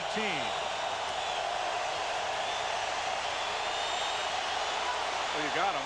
Throwing on the run, and wide open is Smith, and he gets a block as well, and he takes it to the Jacksonville 36-yard line. So he bought time. Smith slow in getting back up. Griese knew exactly where the line of scrimmage was as he approached it on the scramble, stopped just shy of it, and completes a 28-yard pass for a big 1st down. Now, instincts and smarts, he gets out around the corner. Now, between he and Smith is number 51, Hardy, and Hardy is so bent on going up and making a tackle that he leaves Smith wide open, and all Griese has to do is loop it over his head, and there's Smith. A nice play by Brian Griese. Travis McGriff comes in at wide out, replacing Smith. Gary flag is thrown at the 40. And you'll have holding this time on the actually tripping against the Jaguars. 2 minutes. Tripping, number 95 of the defense, 10 yards, first down. Bryce Popp. Actually, what happens is Bryce Popp comes in, gets blocked by the fullback. Take a look at this. Here's Bryce Popp right here. Now watch how he tries to make this tackle. There's Griffith going down, and I don't know about that. I mean, smart play by Bryce Popp. I will tell you that he probably tried to do that, but that was pretty inadvertent the way it looks. Yep. First penalty against the Jaguars tonight. And on first down, Gary runs into traffic at the 27, tackled by Smengi. Obviously one of their key guys. Their next game in 6 days, there he was a couple of minutes ago. Jacksonville goes to Cleveland on Sunday, then a big one at Tennessee the following Sunday, and they end their year here against Cincinnati. Second down and 10. That's Griffith making the catch, and in the open field, Fernando Bryant with the tackle. Nice tackle by Bryant. Again, another one of these cornerbacks that has to be able to make the tackle on the fullbacks. Hit him right in the legs, and you can see right there he's a little woozy. This is the way you tackle these fullbacks in this league. Go right for their knees. It's best to hit them when they're not looking. Gary Kubiak, offensive coordinator, pacing third down and 8 for the Broncos at the 26. A little over 4 minutes to go in the third. Jaguars up by 3.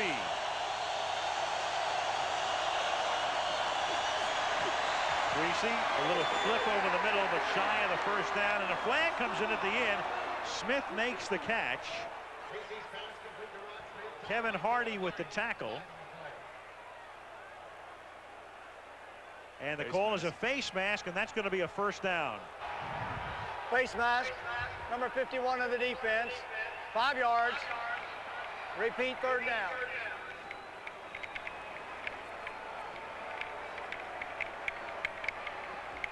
Take a look at this right here. You can see Hardy right there. Whoa. Oh, that's 5 yards? Well, yeah, I mean, that should be 15. Well, that's what I'm saying. I mean, that's why I said it was going to be a first down. That's not a garden variety face mask. What else is new? That is the type of play that can't be reviewed.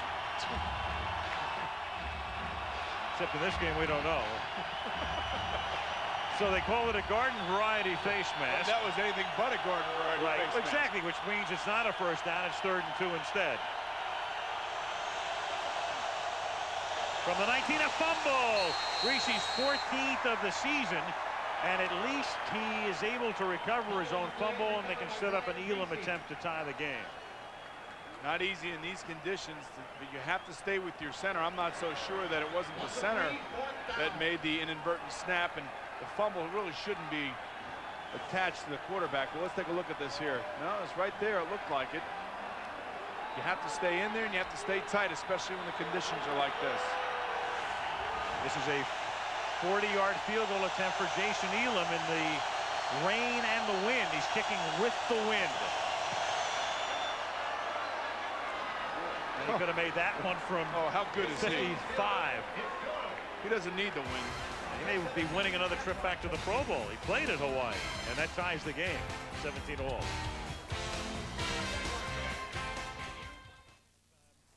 Cameraman extraordinaire, braving the elements here in Jacksonville with the game tied at 17. Denver to kick off. And it's fielded at the 11-yard line by Reggie Barlow. Barlow brings it back out to the 33. Leslie, what you got? Al, as you know, Shannon Sharpe is an unrestricted free agent after this year. He said that even though he only caught 23 balls, he thinks he'll be in big demand. He won't rule out staying in Denver, but he told me before the game at least 4 teams interest him. Kansas City, Seattle, Green Bay, and the Giants, where his old offensive coordinator at Denver, Jim Fossil, is the coach. Al? Shannon Sharpe thinks that he's going to be in high demand. Newsflash. Which one of the Sharp brothers never thinks that they're going to be in high demand, right? True. I mean, that's just the way it is in that family. Well, yes, Sterling was forced into retirement because of an injury. Shannon with a collarbone out for the year, and Brunell gets sacked back at the 29 by Trevor Price. That is his 3rd sack of the night. Not only is it he also knocked out James Stewart, so what kind of game is he having? Price is right.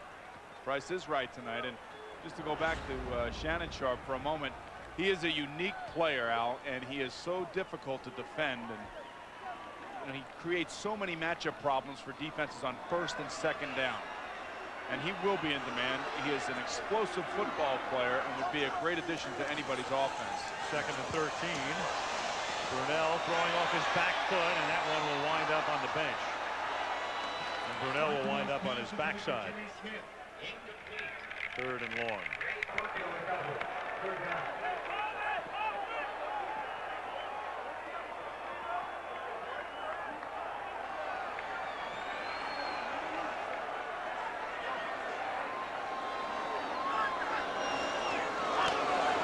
Third and 13, and that is caught by Barlow, but he gets tackled at the 41, shy of the first by a deuce. And into punt comes Parker. And this is why I say when you look at these records and opponents' winning percentages out, sometimes it really doesn't mean anything. I mean, are they battle tested? I mean, every time you step on the field on Sunday, you are battle tested or Monday night, and especially when you're playing against teams like the Denver Broncos, who record doesn't really truly indicate how good they are, especially on defense. 4th down and 2. Barker punting. Watson back to return it. Short kick, low kick, fumbled. Nothing but teal shirts down there for the moment, and then a scramble at the 10-yard line. And the Broncos optimistic they recovered it, and they did. It was stripped by Renee Stewart. Watson couldn't get a handle on it, and then somehow, with all of the Jaguars converging on the football, David Bowens winds up with the ball. Well, if you're Watson and the weather is like it is, you have to be careful. You have to make sure that you have the ball in your hands, and you have to know that the defense and the special teams, the people that are trying to tackle you, are going to be stripping the ball. And if you're a defensive player right now, the emphasis is just that. Go after the football and knock it loose. Denver from the 11-yard line. 1st down. Gary trying to give them some breathing space. Gain of 2. 2nd and 8. Spengy and Payne in on the hit.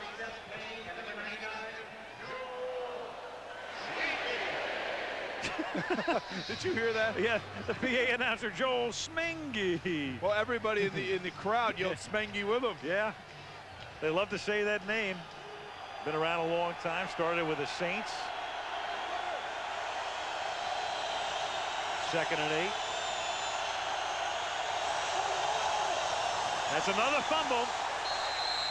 And it's back at the 9-yard line. That's actually his 3rd fumble of the night. Remember, they had the bogus fumble on the hybrid replay decision. Then they had the other fumble leading to the Elam field goal. And now this one. You want to drive a coach crazy? Just keep doing this, and you'll find yourself in practice on Wednesday doing 100 snaps with your center before practice. Kind of like you get put in detention. That's the end of the 3rd quarter. Denver 17, Jacksonville 17. Monday Night Football back from Florida after this one on ABC stations.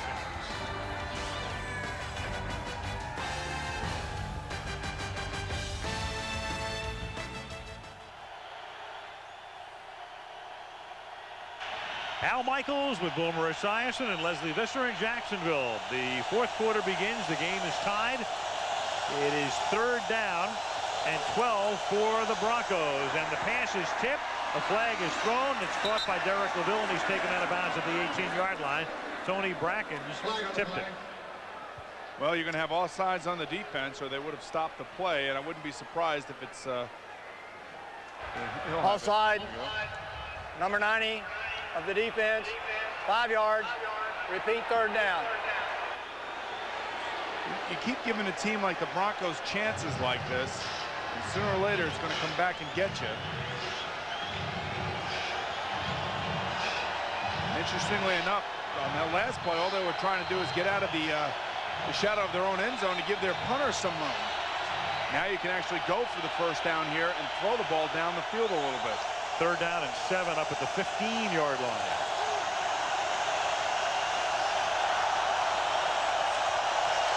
Griese throws, it's caught by Smith, and Smith gets to the 20, but that's not enough. Nope, they don't want to throw it down the field. I guess they're just trying to complete those passes, see if the receiver can make a play, break a tackle, and try to get the first down. But it's hard to realize just how hard this rain and how windy it is down on the field. And you want to throw these short little passes here because they're unaffected. And hopefully Smith can make the play for you. 4th and 1, ruined a punt, and Reggie Barlow is back to receive. And just like Chris Watson before for the Broncos, Reggie Barlow's got to be careful with this football. Trey Teague is going to snap it. No easy task in these conditions. And Ruin accepts the low snap. Barlow hauls it into the 35-yard line. Gets into Bronco territory and gets tripped up by Derek LaVille at the 46. And Rick Dennison, the special teams coach, furious with the coverage and wants a flag is what he wants, and he doesn't get one.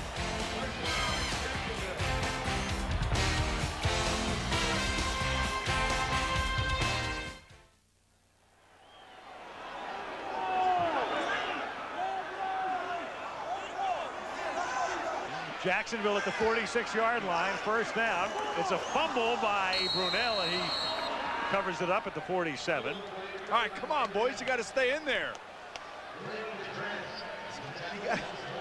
You have to ride the center out. You have to stay in there. You have to make sure the ball is there. You have to do everything you possibly can. Slow it down if you have to. Take a look at this. The ball's sopping wet. The hands are wet for the center. You just have to ride them and make sure you have the ball cleanly. We're getting shotgun.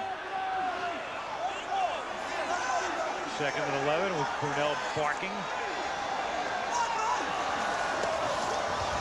The 2-man rush. 2-man rush and 9 in coverage, and it's incomplete. Brunell's pass intended. Len Cudrez is there. And Chris Howard was actually open, and it's hard to explain to you how difficult it is to grip the ball, throw it, especially when you're on the run and you're unable to set your feet. Ball just took off on Mark Brunell. You take a look at this. Here he goes. He's running to his left. Howard is actually open, and the ball just comes right out of his hand and over the intended receiver. 3rd and 11, the ball at the 48-yard line. Here he is. He's audibly outside, and he's looking for a matchup. He sees the blitz. Keeps McCardell in the block. Still under pressure. Good pressure that time by the Broncos. Ma'atanuvasa.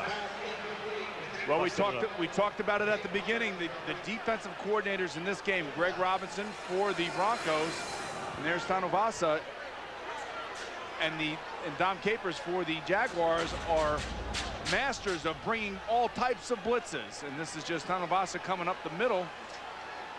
And really, when you think about it, that's not much more than beating. But the reason he was able to beat his guys because he was bringing the blitz from the outside. Here's Barker's punt. Chris Watson fields at the 12. Has no blocking at all. Surrounded by a hassle of Jaguars, i.e. 5. And there is Capers. His defense coming out of the field right now. 12:48 left in regulation.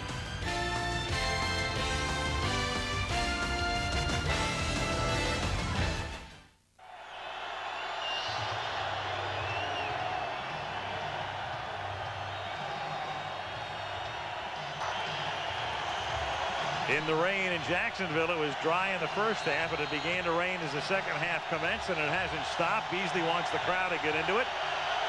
And Denver has it at the 16-yard line, and look at that. Copycat game plans to this point.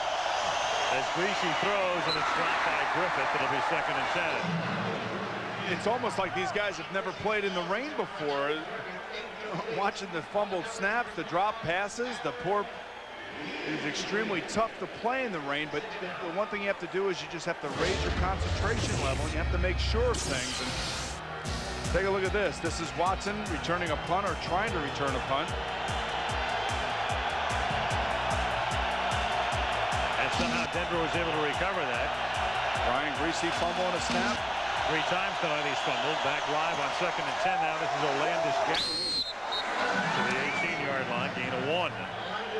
Brunell Lake, the appropriately named Lake on a night like tonight, and Lonnie Martz in on the hit. Not bad for the old man, the 11-year veteran who was brought over in free agency from the Pittsburgh Steelers. And I talked to him before the game. I said, hey, how's it feel to be playing free safety where you're not around the action quite as much? And he said, yeah, well, go tell Dom Capers that. He's around the action. He's always been around the action. Jacksonville tied for the NFL lead in sacks, but tonight just 1.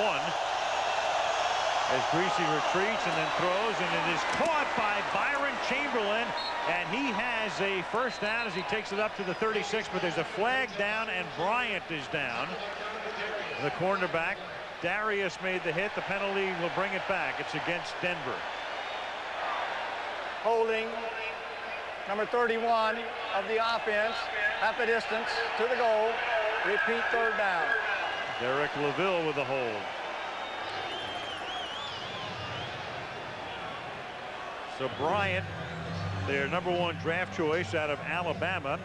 You look at Sharp and Davis, 2 guys who would normally be going to.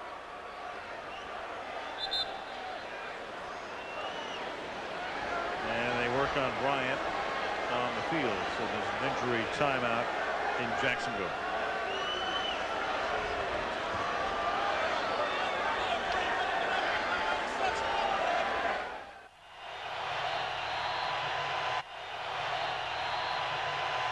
Happy to report Bryant was able to walk off the field, so nothing serious.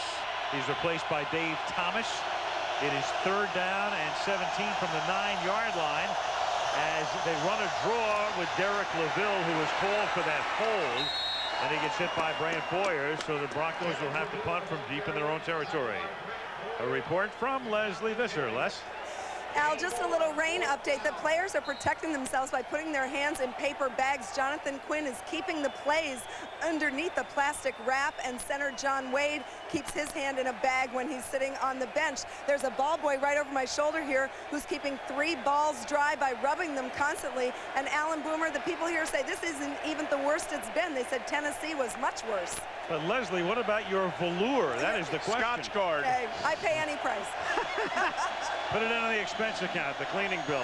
Here's Tom Ruin to punt. Oh, nice punt. Beauty. Barlow backs up, 36-yard line. And he scrambles forward to the 50-yard line. So again, the Jaguars will have pretty good field position. 10:52 left in the 4th quarter in Jacksonville. 17-17. Left foot probable sprain. There is the Jacksonville mascot. Stewart, left foot sprain, won't return. Fernando Bryant's shoulder bruise should return. From the 50 now, they give the ball to Fred Taylor. We'll have to go the rest of the way with Stewart gone, a gain of 5. Well, when you think about the Jacksonville Jaguars, we talked about at the top of the show how this offense has really started to catch up to the defense, and up to this point, only 12 yards this half. 12 total yards up until that run by Fred Taylor. And that was Taylor's first run of the night. He's a guy who's been in and out of the lineup all year with a hamstring injury. 2nd down and 6. Taylor again. Nothing happening. Boomer, I have to think, a hamstring injury is something that's in the back of your mind anyway, but maybe even more so with the larger on the way they like are. tonight, Yeah, sure. And one of these running backs or defensive backs or wide receivers come out here and they have a slick track that they play on. It's more important that they keep their feet as opposed to worrying about their speed at this point. And quarterbacks are uncomfortable throwing the ball on time because they're not sure whether or not their guys are going to be able to stay up, and they're definitely afraid of throwing an interception. Taylor hasn't played in the game in 4 weeks. Brunell fumbles the football and then recovers at the 46-yard line, and they're forced to punt again. I have never really seen anything quite like this tonight. And I've played in all kinds of stuff, and I've fumbled my share of balls, but I have never seen the ball on the ground this much in weather like this. And it's bad, but it's not as bad as it's. Right. I mean, they played Tennessee here a few weeks in the beginning of the season, and it was worse than this. Brunell had only fumbled 3 times all year coming into this game. He's fumbled twice in the quarter alone. Here's Barker's punt with the wind. Watson calls for a fair catch and hauls it in at the 14-yard line. 8:57 remaining in the fourth quarter in Jacksonville, 17-17.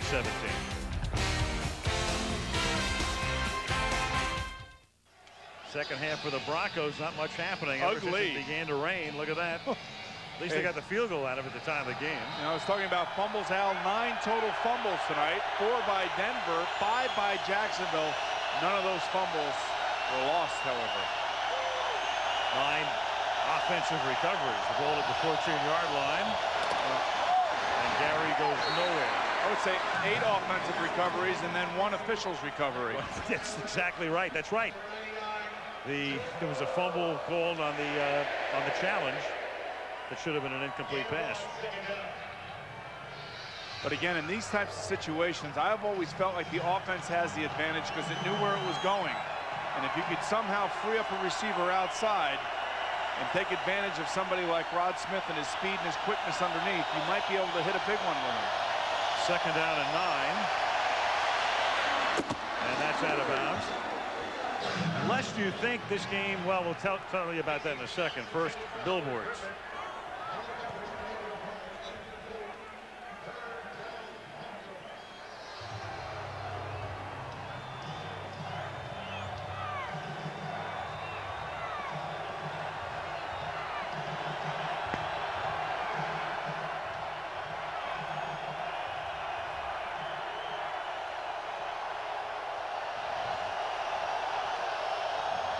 You're going to replace Don Pardo someday.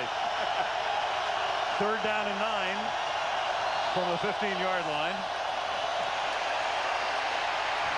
Griese chased by Brackens, and he's actually trying to get it into Carswell, and it's incomplete. Dangerous, and we were talking off air that I was saying that it's going to come down to somebody making a critical error, and Brian Griese almost did just that right there. Neither of these offenses can move this football, and the last thing you want to do is give somebody really good field position. And you can see where he thinks he might have Carswell, but be really careful. Donovan Darius was right underneath that, and Fernando Bryant was right behind it. Tom Ruin to punt. Barlow is back.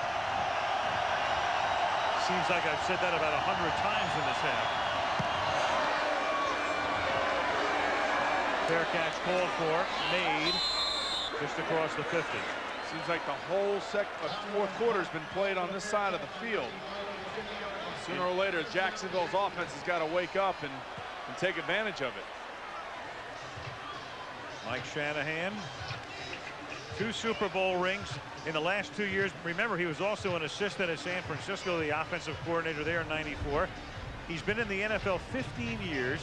He has 6 Super Bowl rings. From the 50, Fred Taylor slithers through for a yard or 2. And you can see Romanowski, number 53. You don't think this means something to him? It sure does. And if I'm Jacksonville right now, what I do is I up the tempo, Al. I get in and out of the huddle, get to the line of scrimmage, get my plays called, call it on first down. Don't be sitting up at the line of scrimmage, and take advantage of some of this field position and try to get my team back into it here. Second and 8 from the 48. Taylor. Hard yard. Started to mention before, Boomer, lest anyone thinks the game is not that important to Jacksonville. If they lose, they would have the same record as Indianapolis. And let's assume that the Colts and Jaguars each won out. In other words, won the rest of their games, finished with the same record. It would actually go down to the 4th tiebreaker, which is net point differential in conference games. There it is. Jacksonville and Indy control their own destinies. But if Jacksonville can win out, they're guaranteed home field throughout the playoffs. Well, if Jacksonville loses this game, they have a huge game coming up against Tennessee. 3rd down and 7, and that is caught by McCardell, but not enough for the first down. He had to come back, and he catches it 1.5 yards shy of the first. So 12 weeks through the season, you're cruising, you're 11-1. All of a sudden, in week 13, you become 11-2, and then you have to go play the team in your division who's got 3 losses and has already beaten you once. And things can change quickly in the NFL, Al. Well, that's their tough game. Their other 2 games should be walkovers, Cleveland and Cincinnati, and Indy still has Washington at Indianapolis, and they go to Cleveland, and then they end the season at Buffalo. Well, you say they might be walkovers, but they are interdivision games, and Cincinnati's offense has woken up the last 4 or 5 weeks. Corey Dillon in particular. And that punt by Barker will skitter into the end zone. And back to the 20-yard line. Back to the AFC playoff picture. Again, Indy and Jacksonville controlling their own fates. Virtual deadlock. Well, right now, Seattle, Buffalo, Miami, and New England all lost yesterday. And this is the time of year where you have to win the games you're supposed to win. And that's Seattle, Buffalo, and Miami especially. That's Darius Johnson going back to the locker room. We've got a report on him. Denver has it at the 20. Gary.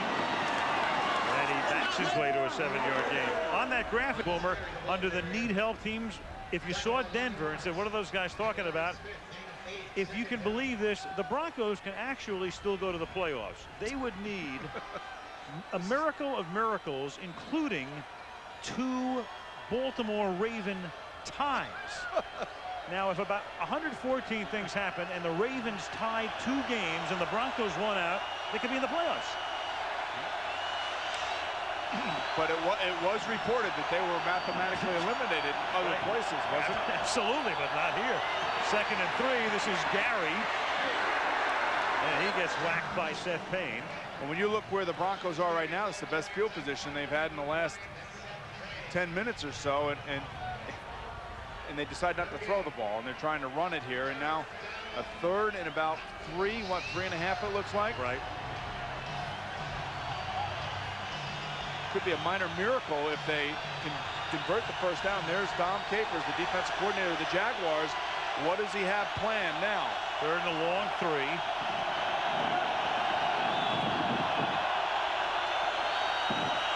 Griese throws. It's caught, but not a first down. It is caught by Carswell. Tackled by Hardy. Man-to-man coverage. That's what Dom Capers decides. Carswell's got to break the tackle, or you make the tackle if you're a defensive player. And this is Hardy, and this is why many people here think that this guy is a candidate for NFL defensive MVP. Watch this tackle. He knows exactly where he's going. He wraps him up, he pulls him back, and doesn't give him a chance. That Shannon Sharp, I don't know necessarily that he goes down that easily. Here's Ruin again, punting into the wind, and it's a very stiff one. Bouncing snap. Comes up with it. The ball just dies in the wind. I mean, it looked like Pebble Beach, but he gets a good bounce, and it's out of bounds at the 30. That was like a... You say Pebble Beach, I say Shinnecock. Whatever. The wind at Pebble, though, is... What? Always... Shinnecock's pretty brutal at times. Is it really? I've never been there. I don't play with a hoity-toity. Mark Brunell. It was tough, but I think the expansion team stuff is... and it was 5 years ago. A lot has happened since then. Now, if we went 4-12, 5-11, you know, maybe in our 3rd year won 7 games, then I think we maybe would still have that expansion label. But because of the success that we've had, it's not talked about much anymore. We don't consider ourselves an expansion team.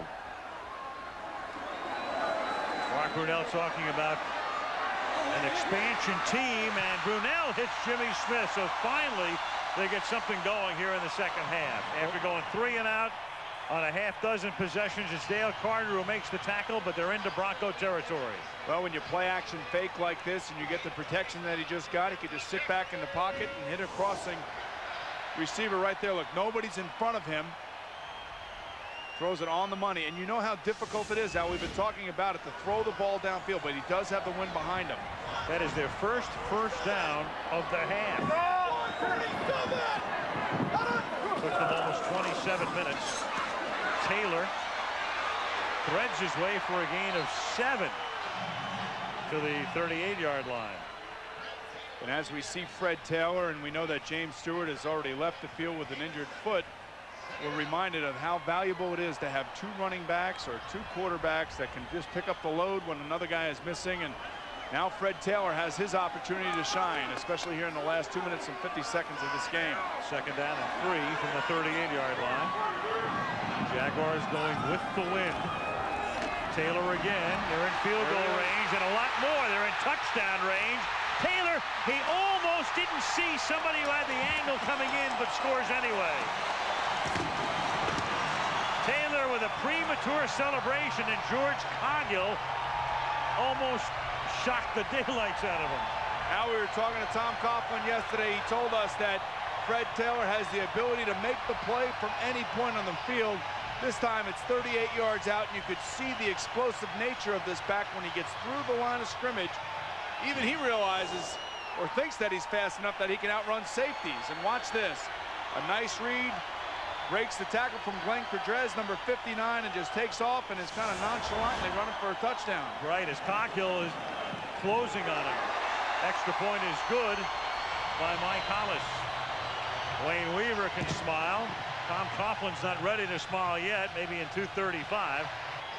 Timeouts have 2 plus the 2-minute warning.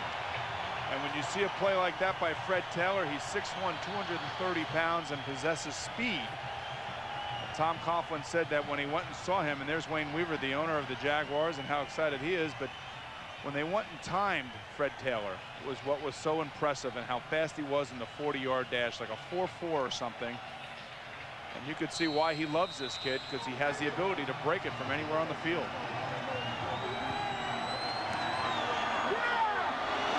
Lindsey with a kick. And with the wind, Watson downs it in the end zone. So the Broncos forced to go 80 yards into the wind. And a very happy Larry Pasquale, the special teams coach. Well, if there was one guy on this roster that was fighting for his job, as you said early on, it's Lindsey, because Tom Coughlin has him here for the specific reason of kicking the ball into the end zone. He is just absolutely overwhelmed by field position, and he wants to put his defense in a situation like they're in now. An opposing offense having 80 yards to go as opposed to 70 or 65. Kickoff specialist is a real luxury. Only 3 teams in the league carry 3 kickers. From the 20-yard line on 1st down, Griese fires, and that is incomplete, intended for McCaffrey, who's covered by Beasley. Well, Griese had good protection that time. He's just got to step into the ball and throw it with authority. It's like he just took a little bit off of it, and he wasn't correctly set. Let's take a look at this. Here he is. Well, it's easy to say step into it, but when there's a defender right in front of your face about 2 feet away.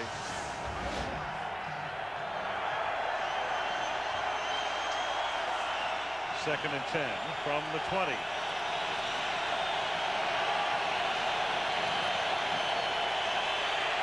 Five-man rush. Smith catches it, but the whistle had sounded.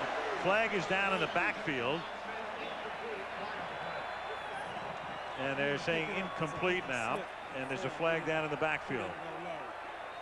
This could be a tripping. There is no flag on the play. The blocker slipped. There is no holding. 3rd down. Wow. Slipping, not tripping. Slipping, not tripping. That's news to me. If you slip, you can grab onto a guy. Is that what? I guess they're saying if you slip, you can hold. Yeah. We're rewriting the rule book tonight. 3rd down and 10 from the 20. Just run it, run it. Griese wide open over the middle is Rod Smith. He gets open in the middle of the field and takes it out to the 48-yard line, where he's tackled by Beasley. And that's going to take us to the 2-minute warning. And the Broncos will have 2 timeouts and 48 yards to traverse. The consternation on Coughlin's face. His team up by a tenuous 7.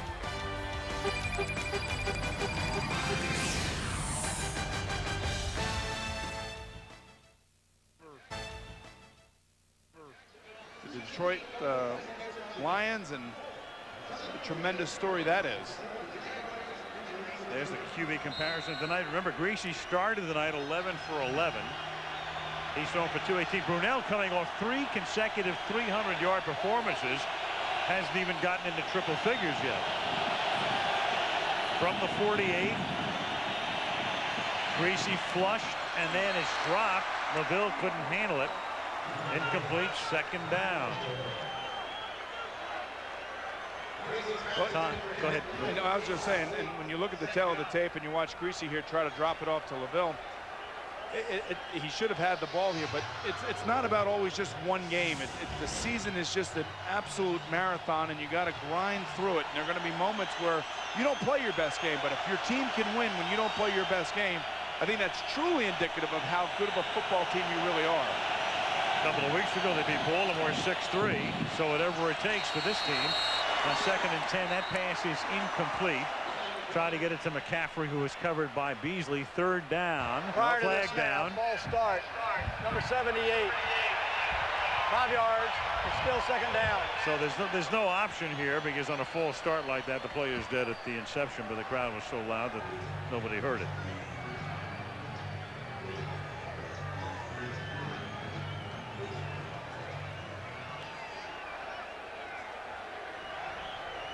Second and 15. First half, Denver the advantage with a huge first quarter. Still the advantage here, 7. Second and 15 for the Bronx at the 43. Griese surveys, throws, and is called in at the 35. What a catch by Chamberlain! Breaks through, tackles, scores for Denver. What an absolutely wonderful catch in between 2 defenders. When Brian Griese let the ball go, don't throw it. I thought it was going to be an interception. Unbelievable. Bought time. Chamberlain cutting across the field. Coughlin barking into the headset. Dom needs a drink right about now. Oh, my goodness. And they're an extra point away from tying the game. Take a look at this right here. Watch Griese just float it out there. And you can see Blaine McElmurray not even trying to make a play on it, just sitting there. Only the 2nd touchdown of Chamberlain's career, and Elam ties the game. It almost seemed like Blaine thought the ball was going to actually come to him and it was going to be an overthrow. And what a terrific catch that was. Here it is again. Let's take a look at it. The ball was kind of floating into the wind. And Fernando Bryant misses a tackle. And remember, he hurt his shoulder earlier in the game, so you have to wonder if that has anything to do with it. Oh. Well, Carswell and Chamberlain filling in for Sharp. Carswell is the blocking tight end, and Chamberlain, as Mike Shanahan was telling us last night, is receiving tight end. And you can see why right there. Yeah, Mike wasn't lying.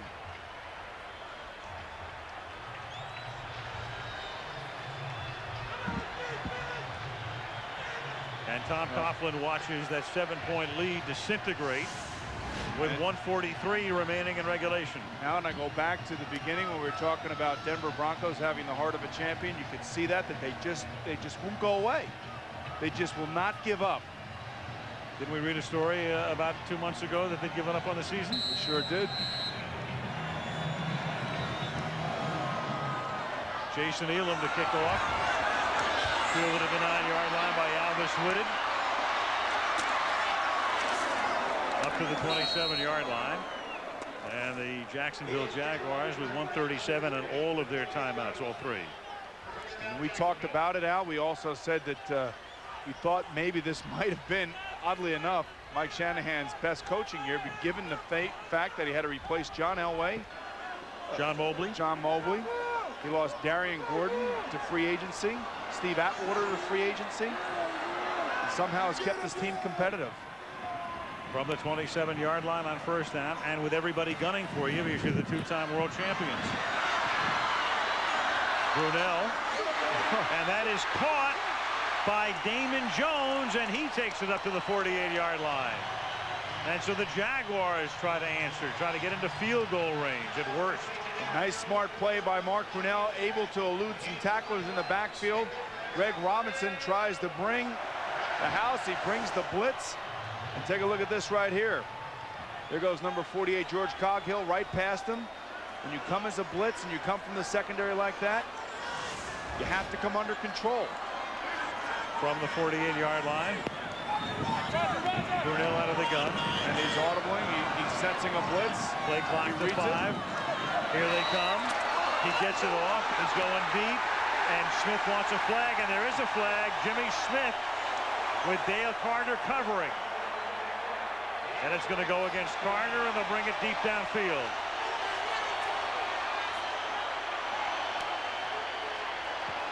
Pass interference. Number 40 of the defense. Automatic first down.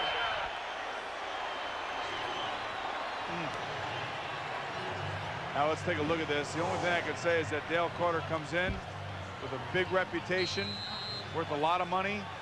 Game's on the line. He kind of slips, but he's got to know better than that. Right. More than 5 yards downfield. Pat Bowlen all bundled up. Hollis ready to kick a game-winning field goal if necessary. That was a 25-yard penalty. Ball at the 27-yard line. Taylor. Price will take him down to the 26-yard line. And Price is having a great game. He's still enthused. He's still at the line of scrimmage, making plays. And the thing that I like here is, much like Mike Shanahan did the last time we had him against Oakland, he was using his timeouts while his defense was on the field, hoping that he would get the ball back and give his offense a chance to either tie it or win it for him. Right, and Denver takes the timeout here, figuring, okay, Jacksonville's in field goal range at worst. You know, this is the guy, a kind of guy that knows how to manage a football game. Right, always has. And I think a lot of coaches around the league would not call the timeout here. I agree with you. Well, there was a snafu yesterday in Green Bay with Carolina against Green Bay, and Ray Rhodes didn't take the defensive timeout. Carolina scores on the last play of the game, and Green Bay has no time left in a situation where Carolina had a 4th down play, and Green Bay had to have called a timeout. Now, it all works out great if you can stop them and you use your next timeout. And so many things are predicated on the next play. Right. And all the things happen right against Oakland. Let's see if they happen right now against the Jaguars. 2nd down and 9 from the 26-yard line. And Taylor stumbles, but picks up a lot of ground to the 11-yard line. So now Hollis in almost chip shot range. So now it doesn't matter. And if they run one more play here, all you're really trying to do is set the ball up in the middle of the field for Hollis. In order for your timeouts to work for you on the defense, you have to be able to stop the opposing team's offense, and Fred Taylor made sure that wasn't going to happen. Look at the good quicks. Look at his feet. He's got a good change of direction. He has good balance. All the things that you want to see in a running back. See if they run a little to the right to set up Hollis, and that's what they're going to do to try to put the ball in the middle of the field. And he almost gets to the end zone, does Taylor. Well, do you think we've seen enough of Fred Taylor to understand why everybody's so... to win the game for Jacksonville?